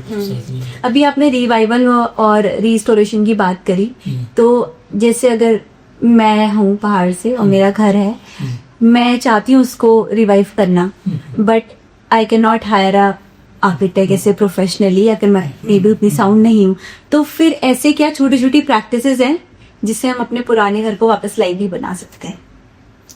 देखिए, अब अगर मुझे कोई इस तरह से बोलेगा जैसे आप बोल रहे हैं, तो आई कैन एडवाइस कि आप ऐसे कर लो, ठीक है। और अदरवाइज अगर वो थोड़ा सा समझ रखेंगे क्या करना है, तो देखिए एज एन एडवाइस तो you can always take advice कि कैसे करना चाहिए, कहाँ से क्या मिलेगा, तो उस तरह से एक 2-3 मेजर फैक्टर्स या इस तरीके। कारीगर, आपको कारीगर दे दूंगा तो कर देगा। हाँ, जैसे कारीगर होगा ना, सही कारीगर होगा तो कर लेगा वो। आपको थोड़ा सा उसको डायरेक्शन देना पड़ता है, ठीक है, कि वो क्या करे। सपोज कोई ओपनिंग है, वरांडा है, यहाँ पे दीवारी बनानी है, तो मुझे आपको ये बताना होगा लकड़ी यहाँ से ले लो, कारीगर यहाँ से ले लो, और ये मटेरियल यहाँ से मिल जाएगा, मैंने वर्कर मशीन तो मिल जाएगा, मैंने वर्कर। मतलब आपके पास विजन होना चाहिए, देन आपके पास टेस्ट होना चाहिए, टेस्ट होना चाहिए, और विल होनी चाहिए, विल होनी चाहिए कि मुझे करना है। आपने अभी आर्टिस्ट की बात करी, कलाकारों की जो आपके पास होने चाहिए। पुराने आपको क्या लगता है जो ऑथेंटिक वाले कलाकार होते थे, रॉ, वो कितने रह गए हैं और कितनों की जनरेशंस उनके काम को फॉलो कर रही हैं? देखिए, अभी तो ये क्या हो रहा है कि उनकी जनरेशन आगे फॉलो कर रही है, पर क्या है कि उनको कंटिन्यूअस काम अगर नहीं रहेगा ना, कई बार नहीं रहता कंटिन्यूअस। मेरे से बहुत सारे संपर्क में रहते हैं और मैं उनको काम कई साइट्स पे वो करता हूँ, ठीक है। पर कभी ऐसा भी आता है कि कभी बीच में काम न रहे, ऐसा भी होता है, ठीक है। तो अगर जैसे लोगों का इस पे टेस्ट बढ़ेगा तो इनको कंटिन्यूअस काम मिलेगा, तो ज्यादा लोग करेंगे भी, ठीक है। और नॉट ओनली ये मकानों में करेंगे, लेकिन वो मूर्तियां बना सकते हैं, वो कई चीजें वुड के आप देखेंगे बहुत महंगी मिलती है मूर्तियां वगैरह, वो बहुत सुंदर सुंदर वो कुछ भी चीज बना देंगे वुड में, तो वो थोड़ा उनको बढ़ावा मिलेगा अगर लोग इसके लिए टेस्ट रखते हैं। जो फ्यूचर्स आर्किटेक्ट्स हैं जो आने वाले हैं या जो यूथ जनरेशन है, उनको अगर अपनी लाइफ एक्सपीरियंसेस से आप एक वैल्यू, एक टूल या कोई एक बेसिक मैसेज देना चाहोगे तो वो क्या होगा? देखिए, कोई भी ऑर्गेनाइजेशन है, अगर आप आर्किटेक्ट हैं और आपके एम्प्लॉयज हैं, तो आप ये समझ लीजिए वो ऑर्गेनाइजेशन अच्छा करेगा अगर आप अपने एम्प्लॉयज के लिए भी अच्छा सोचोगे। ठीक है, कोई भी ऑर्गेनाइजेशन तब चलता है जब उसमें सबका फायदा है। ठीक है, मैं बहुत अच्छा कमा रहा हूँ और मैं उनको सैलरीज उतनी नहीं दे रहा हूँ, मतलब मार्केट में सैलरीज कम है, तो मैं उतनी दूँ उनको, नॉट डन। मैं अगर ज़्यादा दे सकता हूँ तो मैं ज़्यादा दूँ और उनको एक फैमिली उस तरह से ट्रीट करूँ। ठीक है, they feel part of the organisation. अगर वो सैलरी के लिए काम करेंगे तो they will be work for salary. अगर वो ऑर्गेनाइजेशन के लिए काम करेंगे तो उनको भी फायदा होगा, आपको भी फायदा होगा। ठीक है, तो मेरा उस तरह का रिलेशन रहता है। मेरे साथ उत्तरकाशी में बहुत सारे जेईज रहे हैं ओवर द ईयर्स और सब अलग अलग गवर्नमेंट सर्विसेज में है, डेवलपमेंट अथॉरिटीज में है। एक तो अभी चीफ इंजीनियर के लेवल पे पहुंच गए, यंगेस्ट। हाँ, तो ऐसे रहा है। तो मुझे भी लगता है कि उनका कहीं भी और बेटरमेंट होता है तो आई विल सेंड दैट। ऐसा भी नहीं है कि उस तरह से तो और मेरा ऑर्गेनाइजेशन किसी ने छोड़ा नहीं, तो मुझे अच्छा वाली चीज अच्छी लगती है। मतलब आपका वर्क कल्चर बहुत ज्यादा अच्छा होना चाहिए। हाँ, यस। मतलब क्या सेटिस्फेक्शन है, सबसे बड़ी बात है। हमें देखिए, अर्न करना, पैसे कमाना एक अलग चीज है। ठीक है, वो आपको, पर कोई चीज है जो आपको सेटिस्फेक्शन देती है। ठीक है, सेटिस्फेक्शन ये चीजें देती है। मैंने involve, I get involve in their life, और अच्छा, सब अच्छा करो, क्या चल रहा है, उनके बच्चों आगे उस तरह से ना फील लाइक अ फैमिली। जब आप 15 साल के थे, जब आपके पिताजी का देहांत हुआ, अगर आप आज अपने यंगर सेल्फ को कुछ एडवाइस देना चाहें तो आप उसे क्या बोलेंगे? हाँ, तो ये एडवाइस देना चाहेंगे कि बस अपने काम पे फोकस करो। हाँ। ठीक है, just keep doing your work till last day of your life. आपको जिंदगी में हमेशा काम करते रहना चाहिए। आई मीन, देखिए, मेरे को ये लगता है कि भगवान हमें किसी ना किसी मकसद से भेजता है। उसका हर चीज में कोई ना कोई उद्देश्य होता है। ठीक है, और ये नहीं समझना चाहिए कि मैंने कुछ किया। ठीक है, सपोज मैं मंदिरों के हमने काम किया है, मैं कभी नहीं समझता कि मैंने किया। वो सब अलग अलग पार्ट है उसके ना। तो आपको भगवान ने जरिया बनाया किसी काम का। ठीक है, तो ये बिकम अ बेस्ट जरिया ना, आप एक बेस्ट वो बनो। ठीक है, और अपना काम करो। कोई चीज आपकी नहीं है। मैं घर ये सोचता हूँ, मेरा नहीं है, सबको बेनिफिट देना चाहिए, सबको बेनिफिट मिलना चाहिए आपके जरिए से। तो that is the best thing I think. वो आपको लाइफ में वो देती है, सेटिस्फेक्शन देती है। आज इस संवाद में, इस वार्तालाप में मेरे पास शब्द कम पड़ रहे हैं ये फीलिंग बताने के लिए कि मैं क्या महसूस कर रही हूँ। एक आइडल फिगर जिनके जैसे मैं फ्यूचर में बनना चाहूँगी, जिनके जैसी शालीनता मैं अपने अंदर लाना चाहूँगी। एक आर्टिस्टिक, एक लाइन में बोलूँ तो आज मुझे ऐसा लगा कि मैंने किसी उत्तराखंड की पुरानी पैतृक दीवार की कहानी सुनी है और वो सुन के बहुत अच्छा फील हुआ। लगा कि हम भी किसी अच्छी दिशा में काम कर रहे हैं। हमारे पास ऐसे लोग हैं जिनको हम लुक फॉरवर्ड कर सकते हैं, आइडलाइज कर सकते हैं। तो इस फीलिंग के लिए, इस अनुभव के लिए मैं कृष्णचंद्र कुडियाल जी का हार्दिक धन्यवाद और अभिनंदन करती हूँ। Thank you so much Krishna ji, आपसे मिलकर बहुत अच्छा लगा। जैसे हमारे कृष्ण भगवान हैं, उनमें हर प्रकार के रस हैं और मैं आपको कहूँगी कि जतो नाम ततो गुण है। आपके अंदर वैसे है ज्ञान, शालीनता है, बातों को रखने का तरीका है, ये समझना है। जैसे आपने अभी बोला कि ये सब मैं नहीं कर रहा, ये सब परमात्मा करवा रहा है। तो इन सब वैल्यूएबल बातों के लिए जो शायद मुझे कभी कहीं और नहीं मिलती और हम सबको नहीं मिलती, बहुत बहुत धन्यवाद। 3 दिवस के लिए आपकी बहुत बहुत आभारी।